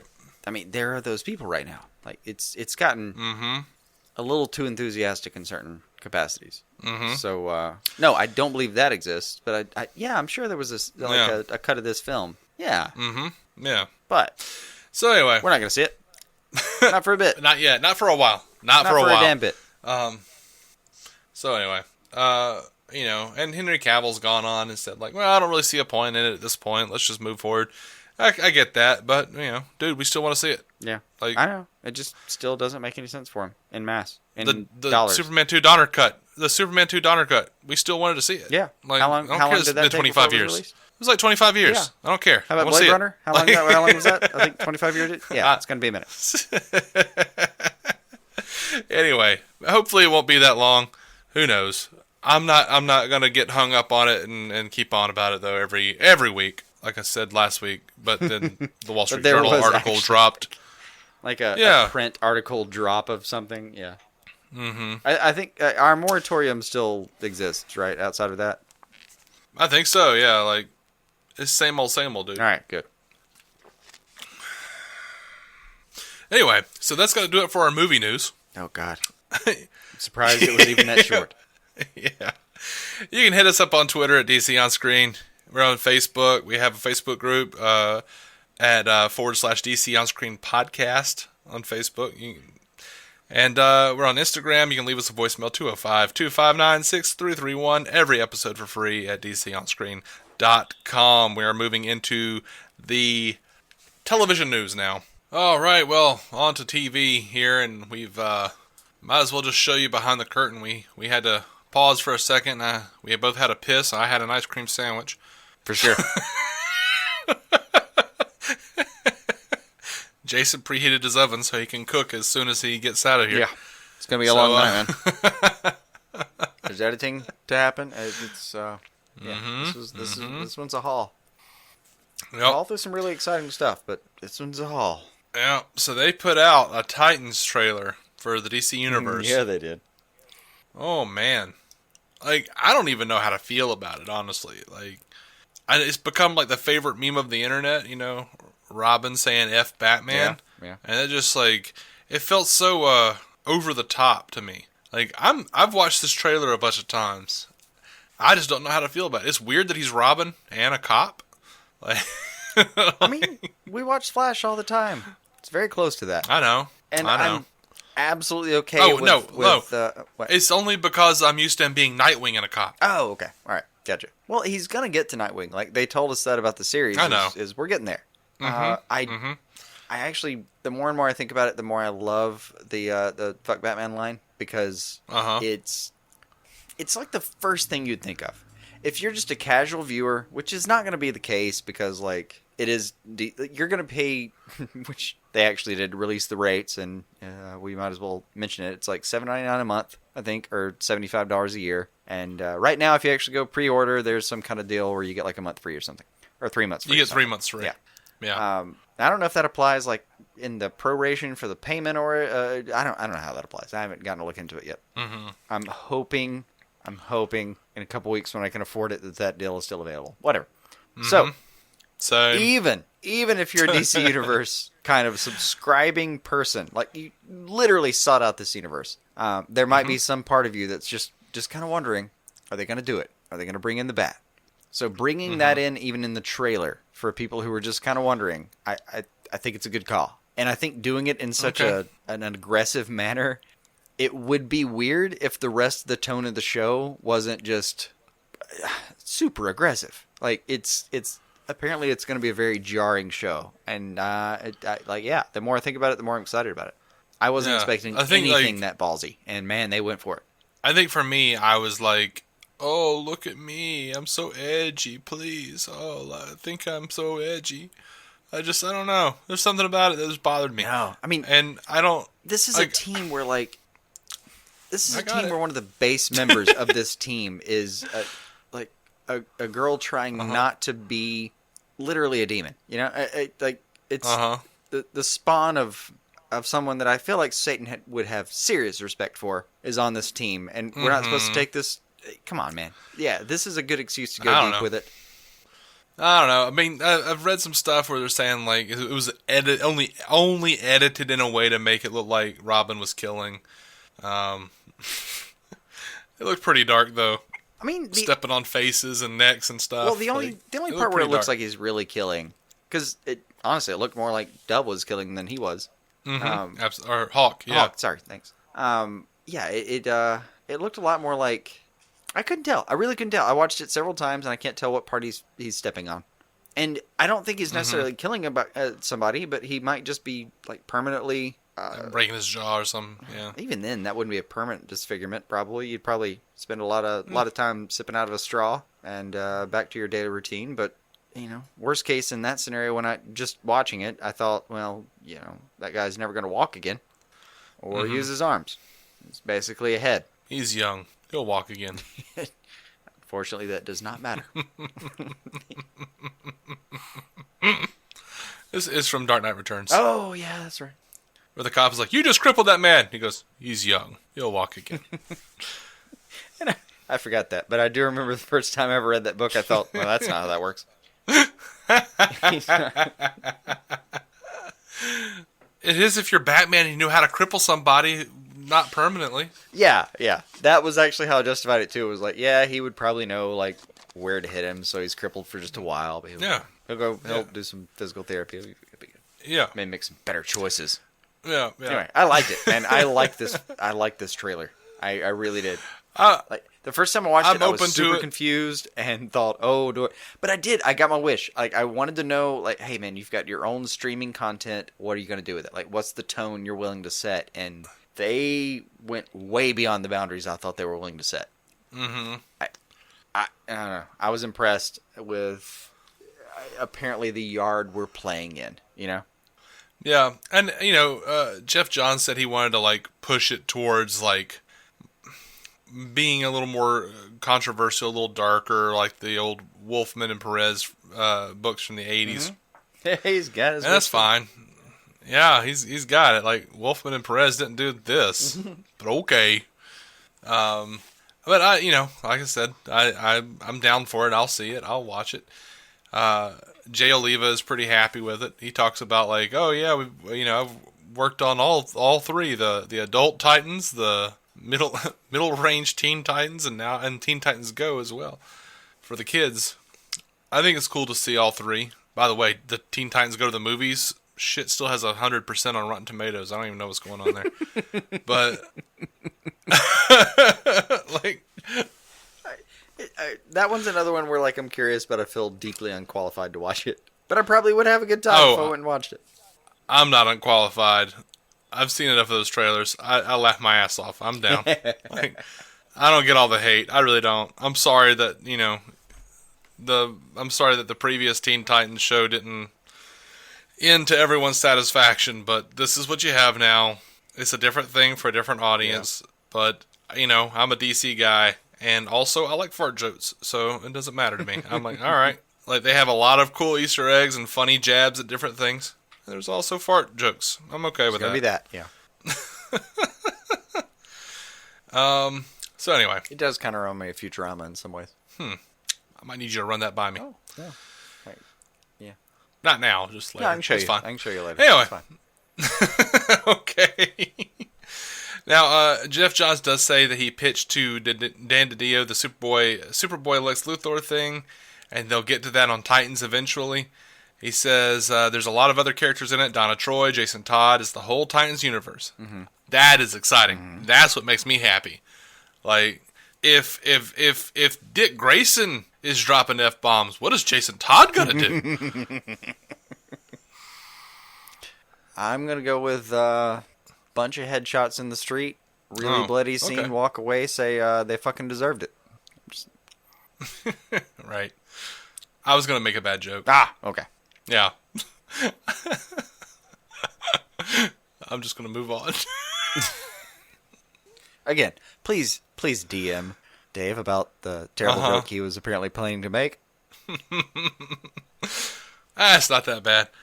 I was gonna say, what's Jason Todd gonna do? Probably delete over 10,000 tweets in an hour. Oh, never mind. Yeah. Yeah, that was the joke. I'm sorry. Okay. I'm sorry, everyone. Anyway, Doom Could Patrol also be spinoff die in a of pool Titans. of blood. Yeah. Well, that'll for sure happen, man. That'll for sure happen. And we'll have a third Joker dude, and a dream of mine, and apparently several other people might come to fruition. You just sound like you're dropping acid. Yeah, never gonna happen. You hippy dippy John's fanatic. No, that's way past the release of the Snyder Cut movement. What I'm thinking about. No, way past it. Yeah, never gonna happen. Yeah. All right. So, Doom Patrol spinoff of the Titans. There, they've added April Bowlby as Elasti-Woman. She was in Drop Dead Diva. I don't know what that is. Never heard of it, I don't think. No, heard of it. Don't know it, though. Here's a thing that's annoying. CNET is reporting that Swamp Thing is not going to have ties or share a continuity with Titans or Doom Patrol. I'm okay with that. I'm annoyed with it. I'm okay with that. Like, just why? Unless you're bringing in Matt Ryan to play Constantine. That would be fantastic. Oh, that'd be good. But why not, if you're starting something that is its own streaming service with original content, and that's one of the real touchstones of what you're trying to do, why not go ahead and open up a couple of dialogues here? Mm-hmm. You've got the freedom to. Yeah, you do. If you tied everything into one little universe and it didn't work, well, you've got that's an uphill battle, to say the least. Mm-hmm. But yeah, I can get behind that. Like, Swamp Thing is also such a unique character that, you can have a lot of fun with him and do it somewhere else and not have to. He's also such a powerful character that you can't get super annoyed when he doesn't show up somewhere else. And I can get behind this call. That's fine. There's so many. It doesn't mean so many DC universes that means that we have to keep up with. But whatever. I know. Not only that, Stargirl TV series has been announced. Geoff Johns at a San Diego Comic-Con panel announced that he's going to be writing and producing a Stargirl live-action series set to air on DC Universe. It's going to be a Berlanti production. He says the show's about Courtney Whitmore, whose mom gets remarried to Pat Dugan, and they move to Blue Valley, Nebraska. She learns that Pat used to be a member of the Justice Society of America, and so she steals her stepfather's stuff and goes for a joyride. He says it's cool. It's going to take the Stars and Stripe comic, the Justice Society comic, and merge it into one thing. And tonally, is Spider-Man Homecoming and Buffy the Vampire Slayer along with the comic books. We're bringing a lot of the legacy stuff into it, a lot of the stuff James Robinson did with the Justice Society. I love all of that. His JSA, the Golden Age series, launching the 99 series. I've always wanted to do a series based on Stars and Stripe, so it's really exciting.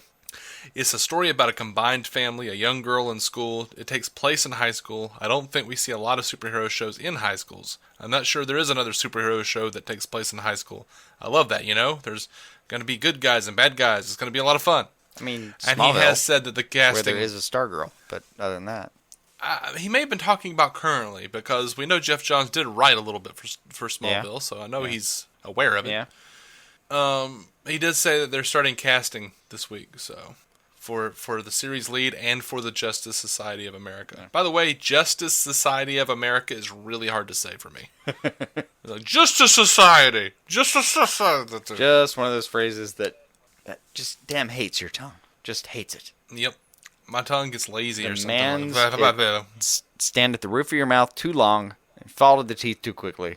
Mm-hmm. They're going to be those phrases. So, apparently the Arrowverse crossover is bringing the Batwoman. We did know that. Hashtag Show has said, though, that the crossover is going to be only the Flash, Supergirl, and Arrow. There's no Legends of Tomorrow in the crossover. Kind of like that.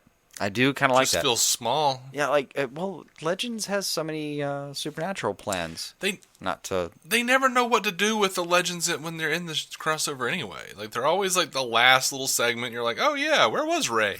Yeah. No, I can kind of get behind this though. Like, they have to find an excuse for the Legends to find this place in time every time. I can dig this. Yeah. So yeah, it says especially how the seasons are structured, it's going to be harder for them to do that. Just scheduling wise. So it makes sense. Yep. And so they are doing a Batwoman series, and that's in development. And apparently Batwoman, is going to be kicked off by the Arrowverse crossovers. And it's going to be in development from Carolyn Dries, Greg Berlanti, Sarah Schechter, and Geoff Johns. It was revealed yesterday that they're seeking an openly gay 25 to 29-year-old actress of any ethnicity to play the part. Mm-hmm. And they also said this about the character. Kate is fully aware of how badass she is whenever she enters a room, even though she prefers to put a smile on your face. Young Miss Kane is physically and intellectually confident while being a woman who is proud to be openly gay.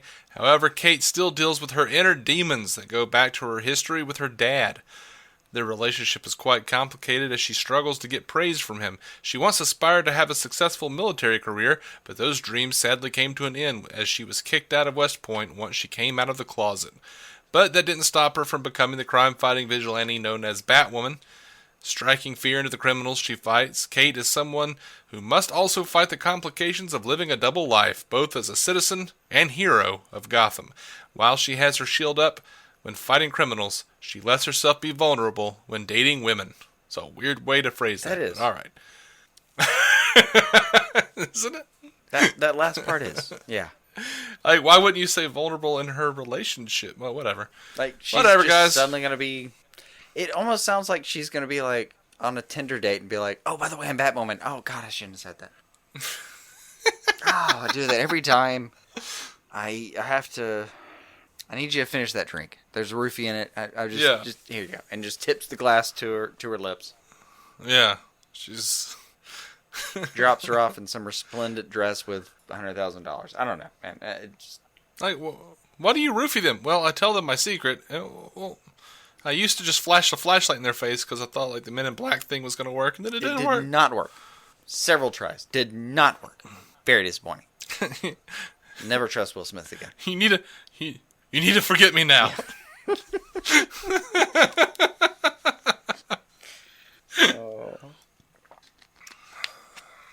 Oh, Arrested Development. Yeah. Oh, Job. Damn good bit. Anyway, I love the bit. He's like slowly getting worse with his syphilis, and he can't remember he has it. Yeah. Yeah. He's roofing himself. For those who don't know, just watch the Arrested Development. Anyway, it's fine now. They fixed season 4. You're good. Yeah. Supergirl. They dropped a trailer. Agent of Liberty. Ominous voiceover. Sam Witwer is playing Agent of Liberty. And he's being described as the ruthless and terrifying leader of the Children of Liberty, a human-first hate group. The character is described as a brilliant orator in the guise of a family man who can easily convince people he's right. Dan Jurgens didn't seem too thrilled with that version of Agent of Liberty, but whatever. He actively ranted about it on Twitter. He called the writers lazy. Lazy TV writers. Oh. Sorry about it. They reinterpreted your character, and I get it, but, Yeah. Sorry. Yeah. I was like, I'm probably going to side with Dan Jurgens, but I'll keep an open mind when I'm watching this thing. I do like that actor. And I especially like him for being someone I'm supposed to not like. Mm-hmm. Yeah. This trailer, I don't know what the hell this Supergirl suit was, this alternate suit. No, I don't know. It was mostly clips of season 3, but they've got like this new, like, it looked like the space suit that Superman had in Superman the Animated Series. See, it comes back around. Some people suggested that it might be like this alternate Kara from like the finale. Yeah, possibly. But I saw a lot of like Eradicator kind of talk somewhere. I don't know. Oh, I didn't see any of that. That's I don't know interesting. what they're talking about with that suit. Yeah, it's a weird looking suit. I have like a personal theory that it's like a suit you would develop for somebody that's blank slate that doesn't know their full powers. Mm-hmm. And very early on, they realize they don't need that suit. Okay. Well, I don't know what to think about it. Not either. It wasn't much of a trailer. It wasn't much of a trailer. These people have been in Vancouver for what, like 4 weeks? I don't know. We got more out of the Flash. Got more out of Arrow. Yeah, but still, there has not been. They've just literally not been there very long, you know? Yeah, I mean, I'm not hating, man. Yeah. I'm participating. What we got actually still got me pretty excited about Supergirl. I'm not worried about that. Mm-hmm. I liked it. Look like Alex had a haircut, you know? Yeah. Dug it. They are reporting that Linda Carter is going to be returning as President Olivia Marsden in Season 4. That does need to be tied up. Mm-hmm. Also, DC villain Manchester Black is coming to Supergirl. It's going to be David Ajala. And they're describing him as dangerous and manipulative psychic and telekinetic, and as the head of a team of self-styled superheroes called the Elite. He sought to upstage Superman in the Justice League in his first appearance. That's in the comics. I hope he's good. I like the Elite. I liked Manchester Black in the books. I liked the Superman vs. the Elite animated film. I'm down. He's like, psychic telekinetic version of Spike and or John Constantine in a way. Like, yeah. I just like British dudes with funny colored hair. Yeah. Who are in leather jackets. It's always fun. That's my I did like the thing that I liked about the producer. I think it was the producers talking about him was they said he's the kind of guy who like goes to a gunfight with a knife and walks out anyway. Uh-huh. I thought, well, yeah, that's the kind of Western bravado I can get behind. Like that's probably going to be fun to watch. Mm-hmm. And Supergirl has also cast Nicole Maines as TV's first transgender superhero. Let's do it. See, according to her description, Nia Null is a transgender superhero called Dreamer. Be played by Nicole Maines. She's going to be the newest addition to Catco's reporting team. A soulful young transgender woman. That's another word I can't say. Transgender with a fierce drive or just to protect others. Between your teeth. Transgender. Nia's journey this season means fulfilling her destiny as the superhero Dreamer, much like Kara came into her own as Supergirl. So yeah, I don't know this person either. From Royal Pains, never even heard of that. I don't actually know. Or maybe I did. I don't know her IMDb or anything. But what confused me about it a little bit is I think the Dreamer is supposed to be kind of a precog. That was what it was. She was a Legions of Superheroes member, and she did have precognitive abilities. Yeah. I mean, I do like that they're even tying more and more into Legion of Superheroes. That's cool. I love that they've dug into that. But kind of like having a precog, that's almost feels like cheating. I mean, kind of curious about how they work that in. Yeah, I suspect. I mean, how would you be Dreamer and not be a precog though? Because my first knee-jerk reaction would be like, yeah, maybe it's be like, Big Chief Willabong Boomalaka Way from the from Noel Fielding's luxury comedy, who hangs out with Fantasy Man. Nice. And his powers, he could see 15 seconds into the future or whatever it was, 15 minutes. I don't even know. They're like, well, that's not very useful, is it? Well, I was going to use his brother Patrick Duffy, but unfortunately he had the shits. Nice. Anyway, that's some weird stuff. If you've never seen Noel Fielding's luxury comedy, look up Fantasy Man. This just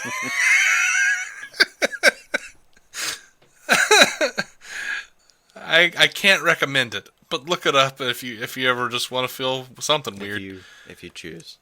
Yeah. I don't know, like having a precog around though, like it's that's a lot. And having a precog around in a season where apparently we're gonna have Brainiac 5. Mm-hmm. That's a lot of supposedly that's a lot of cogging. Being able to interpret the future. Some serious cogging. Yeah. Right. I'm curious about how they work that out. Yeah, I don't know, man. I don't know. I don't know if they're actually going to tie in the Legion of Superheroes to her, or if it's just going to be like, here she be, like, no ties. I'm sure they'll tie it just a little bit. They've been so friendly with the Legion. I think they'll tie it in. Some capacity. So, Supergirl has also added for season 4 as series regular April Parker Jones, who will be playing Colonel Haley, a character described as a hardline career military woman who lives and dies by the orders of her commanding officers. Haley's dedication to her country leads her to always act in its best interest, even if that means acting against her own. Okay. Yeah? That's all I've got. Me too, buddy. Me too. We'll see her when we see her. Yep. Over to The Flash. They released a SDCC trailer for The Flash. We get a lot more access. There's a great bit where Barry says, she could Marty McFly herself out of existence. That made me laugh. It did.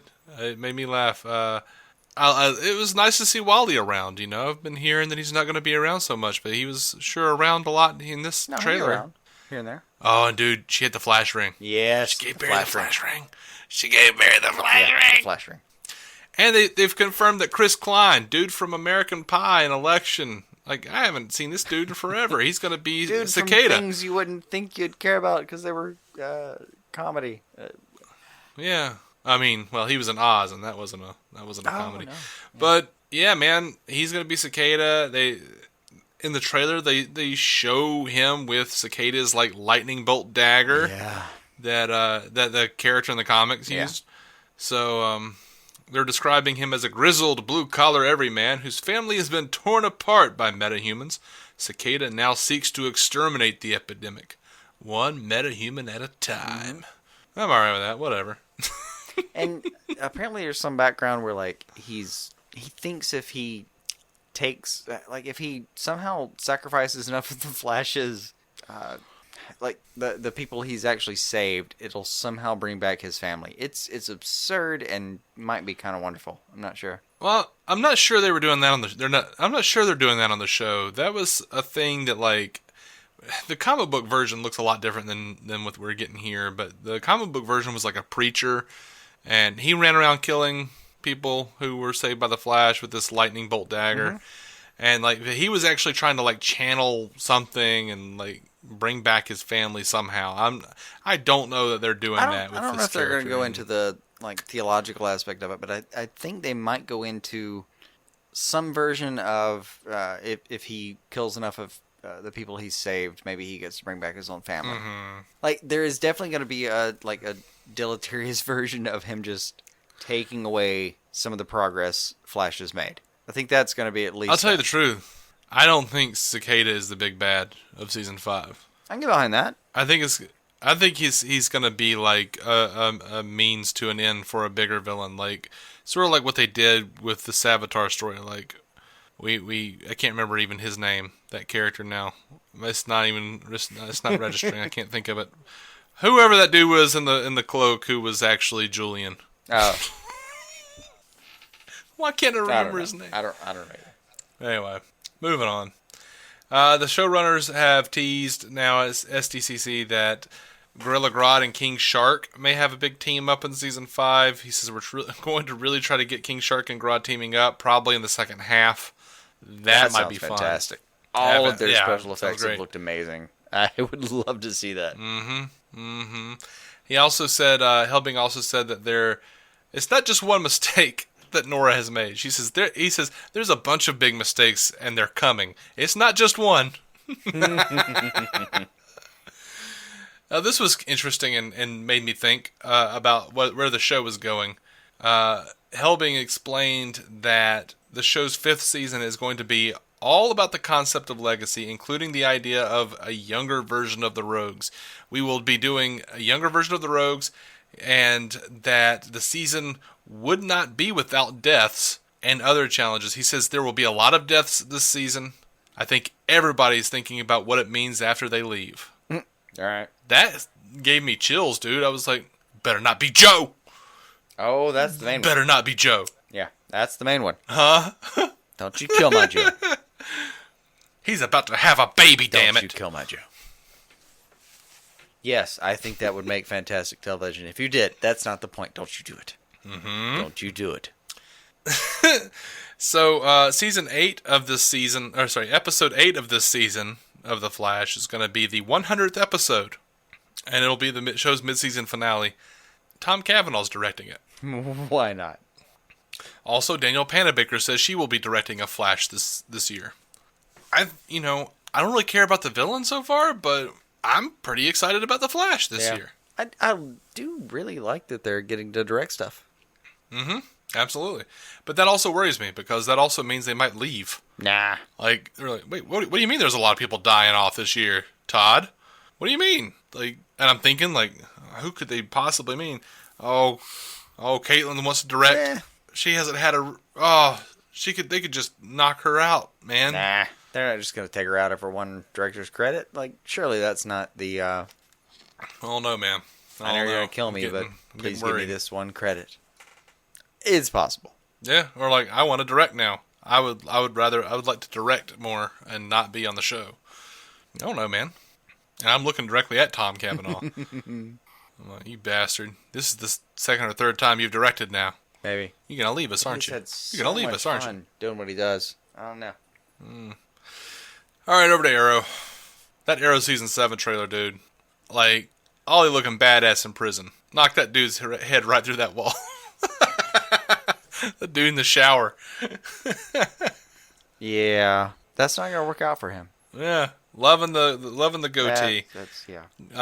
Glad to see Diaz back. I don't know, though, if this new vigilante is one of the longbow hunters, but I am tired of the evil archer thing. I do feel like the longbow hunters aren't necessarily going to be that. They may be. Yeah. They may just be archers, but then again, the show is called Arrow, so if it is, you just got to deal with that. Like, we okay, Malcolm Merlin. All right, his son for maybe a second, whatever. I don't even remember if they did that for real. We got, like, who? Prometheus? Yeah, there's been plenty of people that could. Feels like there was another one. Sure, but yeah, if that's what it is, you just got to deal with that. I think to some extent. I mean, can they not come up with something else other than it's not Oliver? I mean, what do you want? Like, instead of the longbow hunters, do you want like the rifle artists? Well, we're not even gonna get the real longbow hunters for real. Like, no, they're bringing in. It's like 3 different people, and like only one of them was one of the longbow hunters in the comics. The other 2 had nothing to do with any of it. I mean, one of them is brand so that's new. Mm-hmm. So anyway, but I did love Stephen the hell Amell out of that trailer. Just watching it, that's gonna be a fun scene. Again, they've been shooting for a few weeks, and you still gave me like a scene that I'm looking forward to, and probably just like episode 1 based on Amell's comments. Oh, absolutely. Yeah, super excited about that. Mm-hmm. Stephen Amell says, one scene in the premiere, what Oliver does is reprehensible. There's nothing about him that is heroic at all. See, I don't even think that's the fight scene. I think that's maybe something else that happens during that episode. I want to see it, whatever it was. Wow. Yeah, over at SDCC, they're talking about, like, Derek Sampson's coming back for this season. We got friggin' Bronze Tiger coming back. Danny Brick, you know. Vinnie Jones come back to play him and everything. That's all cool. This Tiger was killed, supposedly. Like, they thought he was dead when we saw him before, so he's not in the maximum security prison, I don't think. But, yeah, apparently his body was carried away by Deadshot for burial in his home country. But I'm why not? sure he's fine. I'm sure he's fine. Right. There are ways. Of course. Someone asked if they were going to do an Olicity baby, and the new showrunner Beth Schwartz said, "Nope."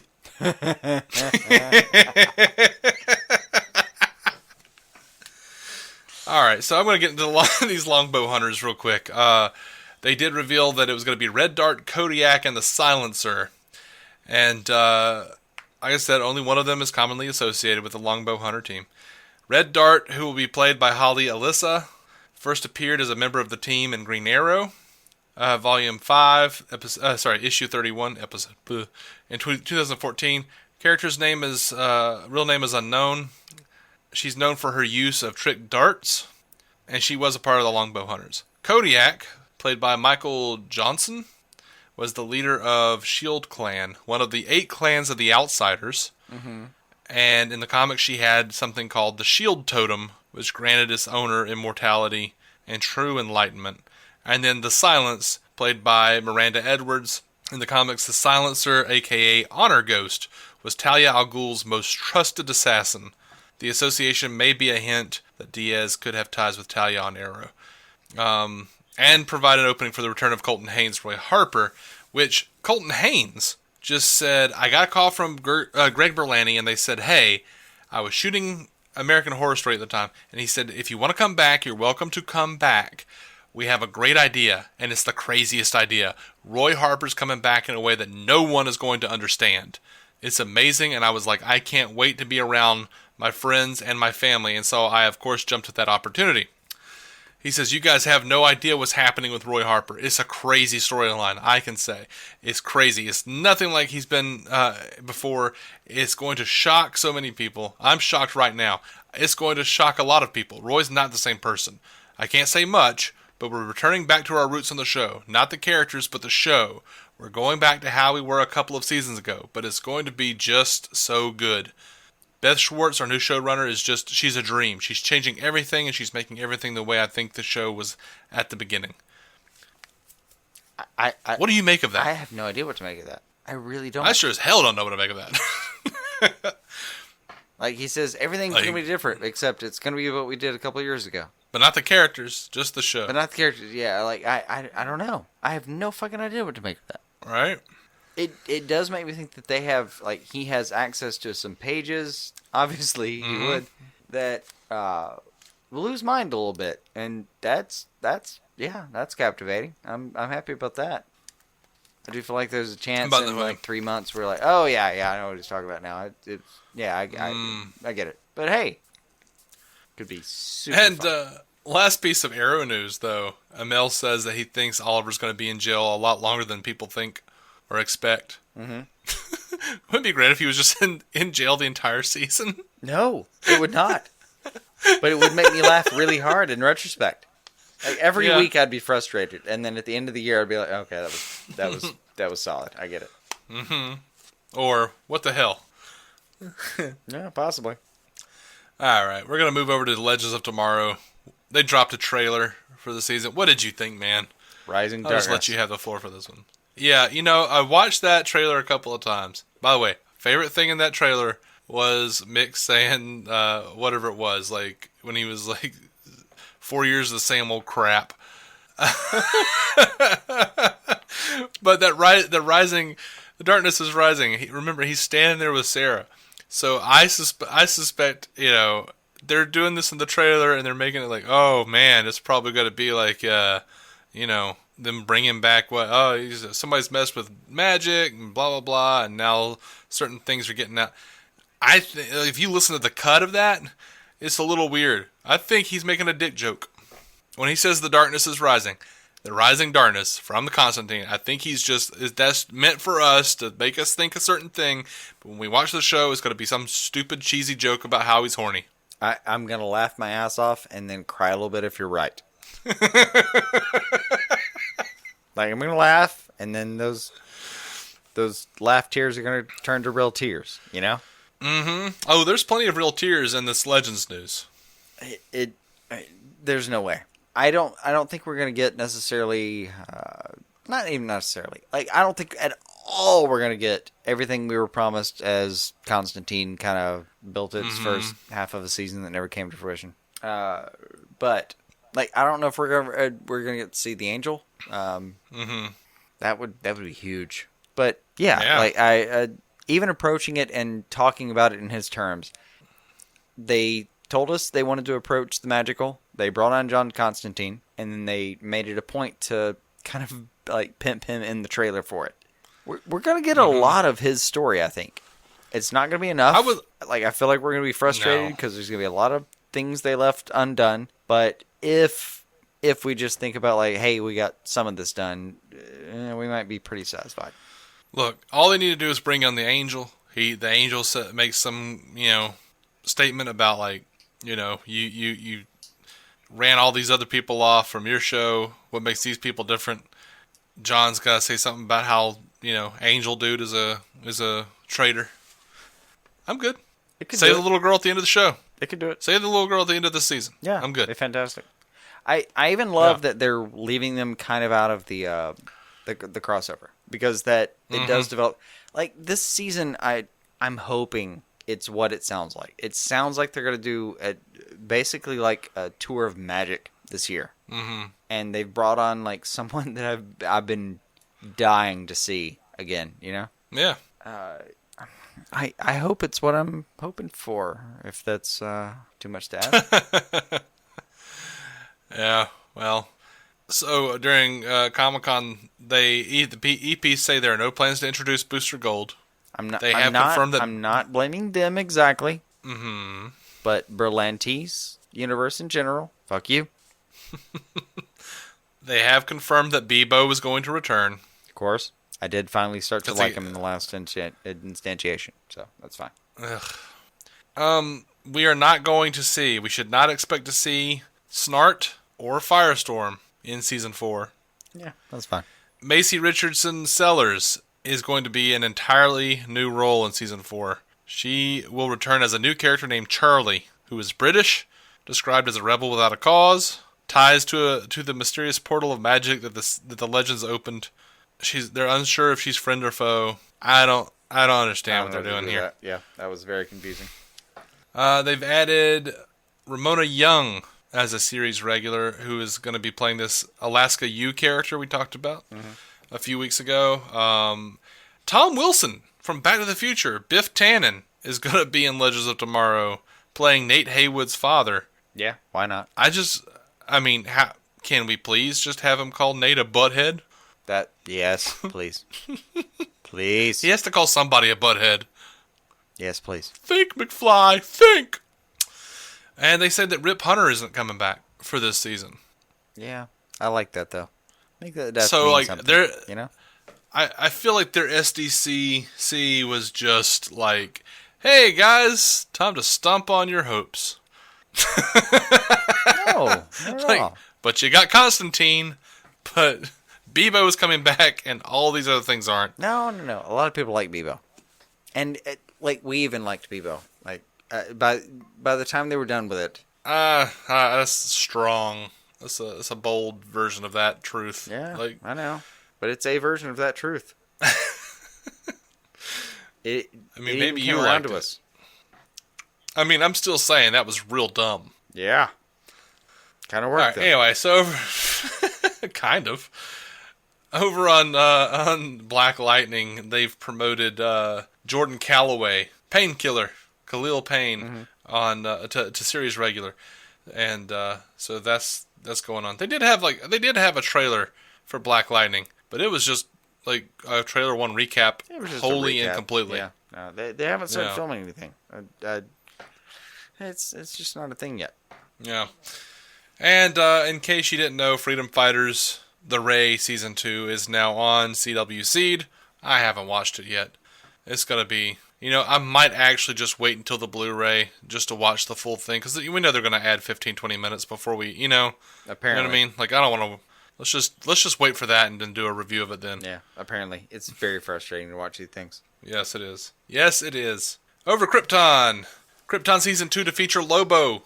Yay! Yes. I'm really excited about that. That made my day when I heard that. I was like, holy shit, Lobo's going to be on Krypton. That's awesome. Yeah. They're also going to bring in Nightwing and Flamebird, not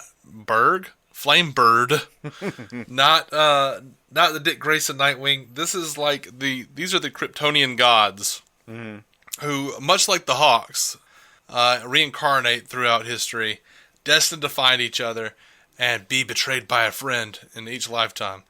And they're also, known as the legend that Superman tells a young Dick Grayson of the Kryptonian gods and inspires him to adopt that name. So, I don't know. That's cool. Yeah. I'll watch some Nightwing and Flamebird. Yeah. And they've also confirmed Brainiac's return, which how could you not? Oh, and they said that they are going to be heading to Kolu, which is Brainiac's homeworld. So yay! Honestly, the Young Justice the Outsiders. Krypton news was pretty exciting. Yeah, it was really just Lobo to me. Like Even the rest of it was kind of yeah, man. Let's try this out. Well, the others it was sort of like, well, why the hell wouldn't you? On both of those others, like it was like, yeah. And so, okay, gotcha. Like, why was that not on the docket before? Like, anyway, Young Justice Outsiders. They've released this trailer. It looks great. Yes.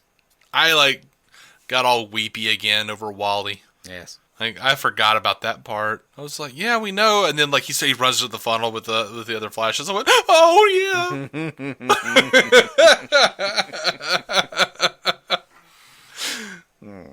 Yeah. I don't know if it's going to be All good, right, so but yeah. damn, man.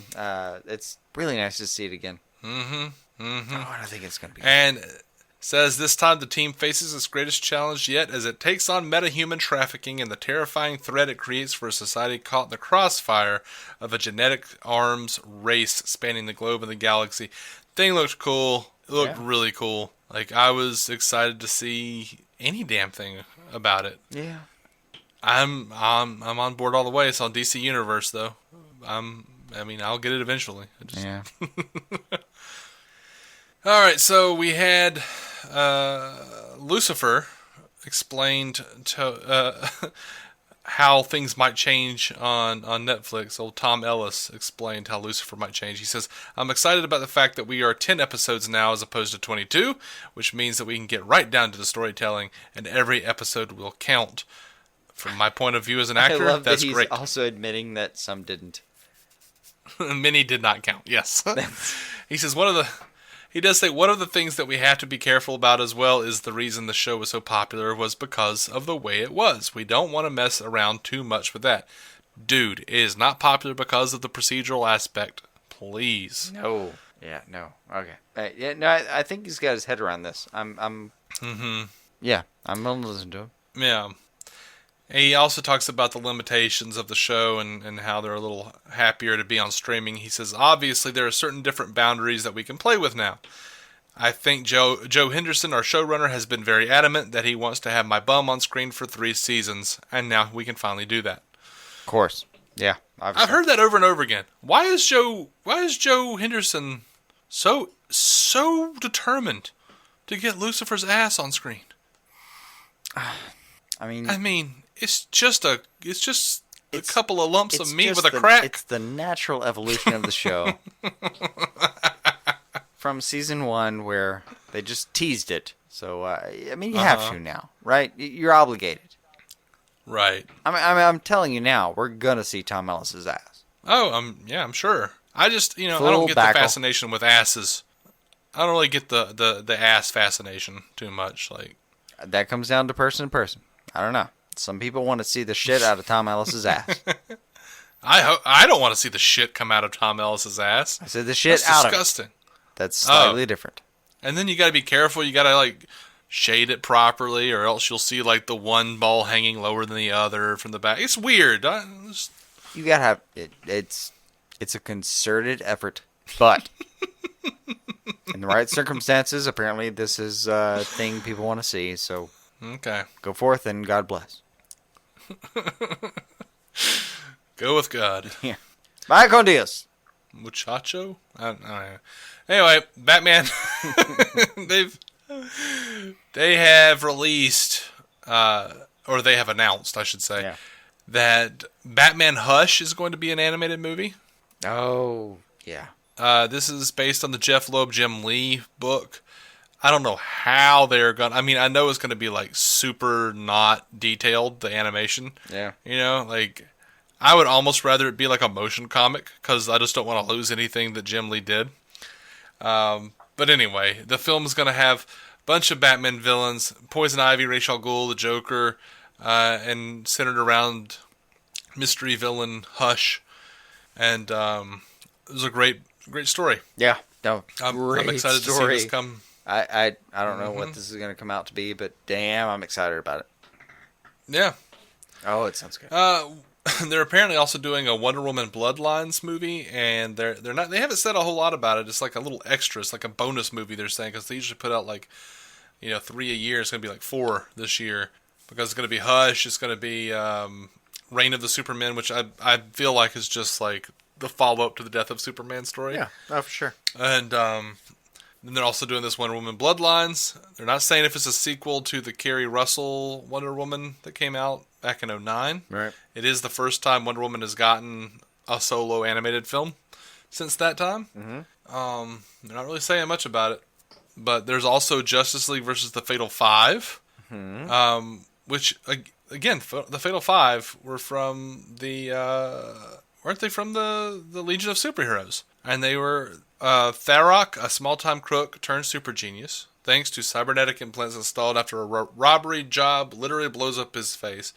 The Emerald Empress, who wields the immense power of Emerald Eye of Ekron. Validus, the child of 2 founding members of the Legion of Superheroes, Lightning Lad and Saturn Girl, whom Darkseid kidnapped, sent backward in time, and transformed into a monstrous being with a mind simple enough to be easily controlled by the Emerald Empress mind-influencing abilities.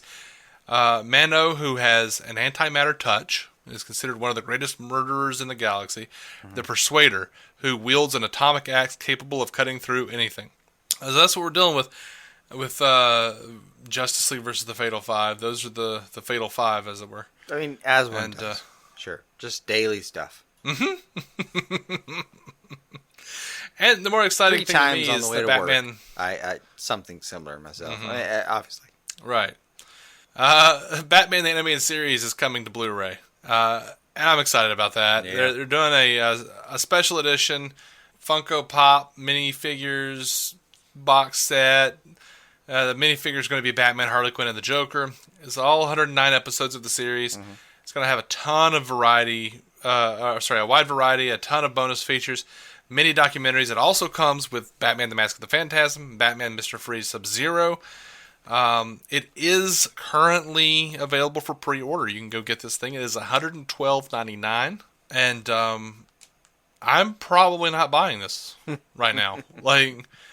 This is a limited edition. They're going to put out a cheaper version, basically.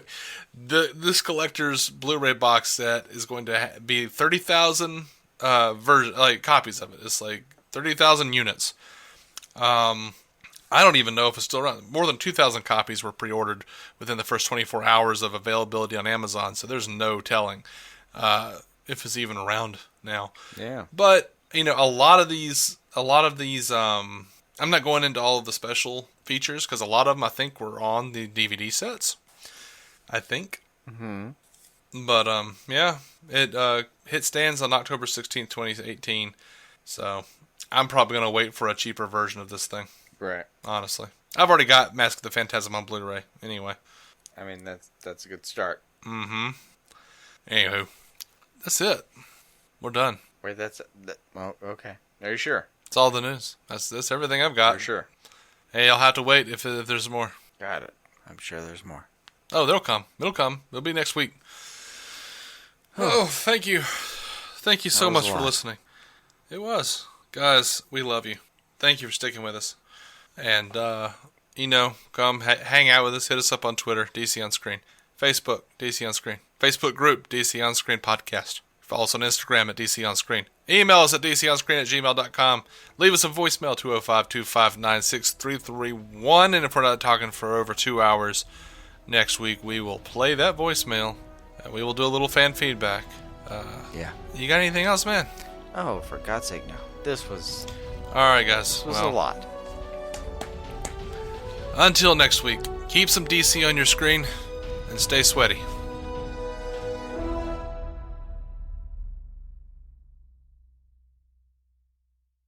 Our opening narration was from Dan Jurgens' The History of the DC Universe, Part 3 of 10, as featured in DC 52, Week 4. It was performed by me, David C. Robertson. Intro music by Jason Goss and Michael Shackelford. Michael's band, Future Elevators, could be found on Spotify or future-elevators.com. Our introduction was performed by Effie Ophelders of the fantastic podcast Stealing the Remote, which lives on SoundCloud. It can also be found on iTunes and Stitcher. We are proudly in partnership with TV Time, the TV show calendar and social media site that lets you keep track of what you're watching, what your friends are watching, and where you all left off. DC On Screen is a maladjusted production. Visit maladjusted.tv for more from me and Jason, including sketch comedy, an improvised web series, vlogs, parodies, and more. Are you maladjusted? We all love the low country lifestyle, which is why we should do our best to protect it. To get insurance that helps you protect your home from whatever the low country throws at you, contact CT Lowndes & Company today. Their local agents can review your coverage to help make sure you're properly protected. CT Lowndes & Company has been helping protect and insuring the low country since 1850. Visit ctlowndes.com to learn more and request a quote. That's CTLOWNDES.com.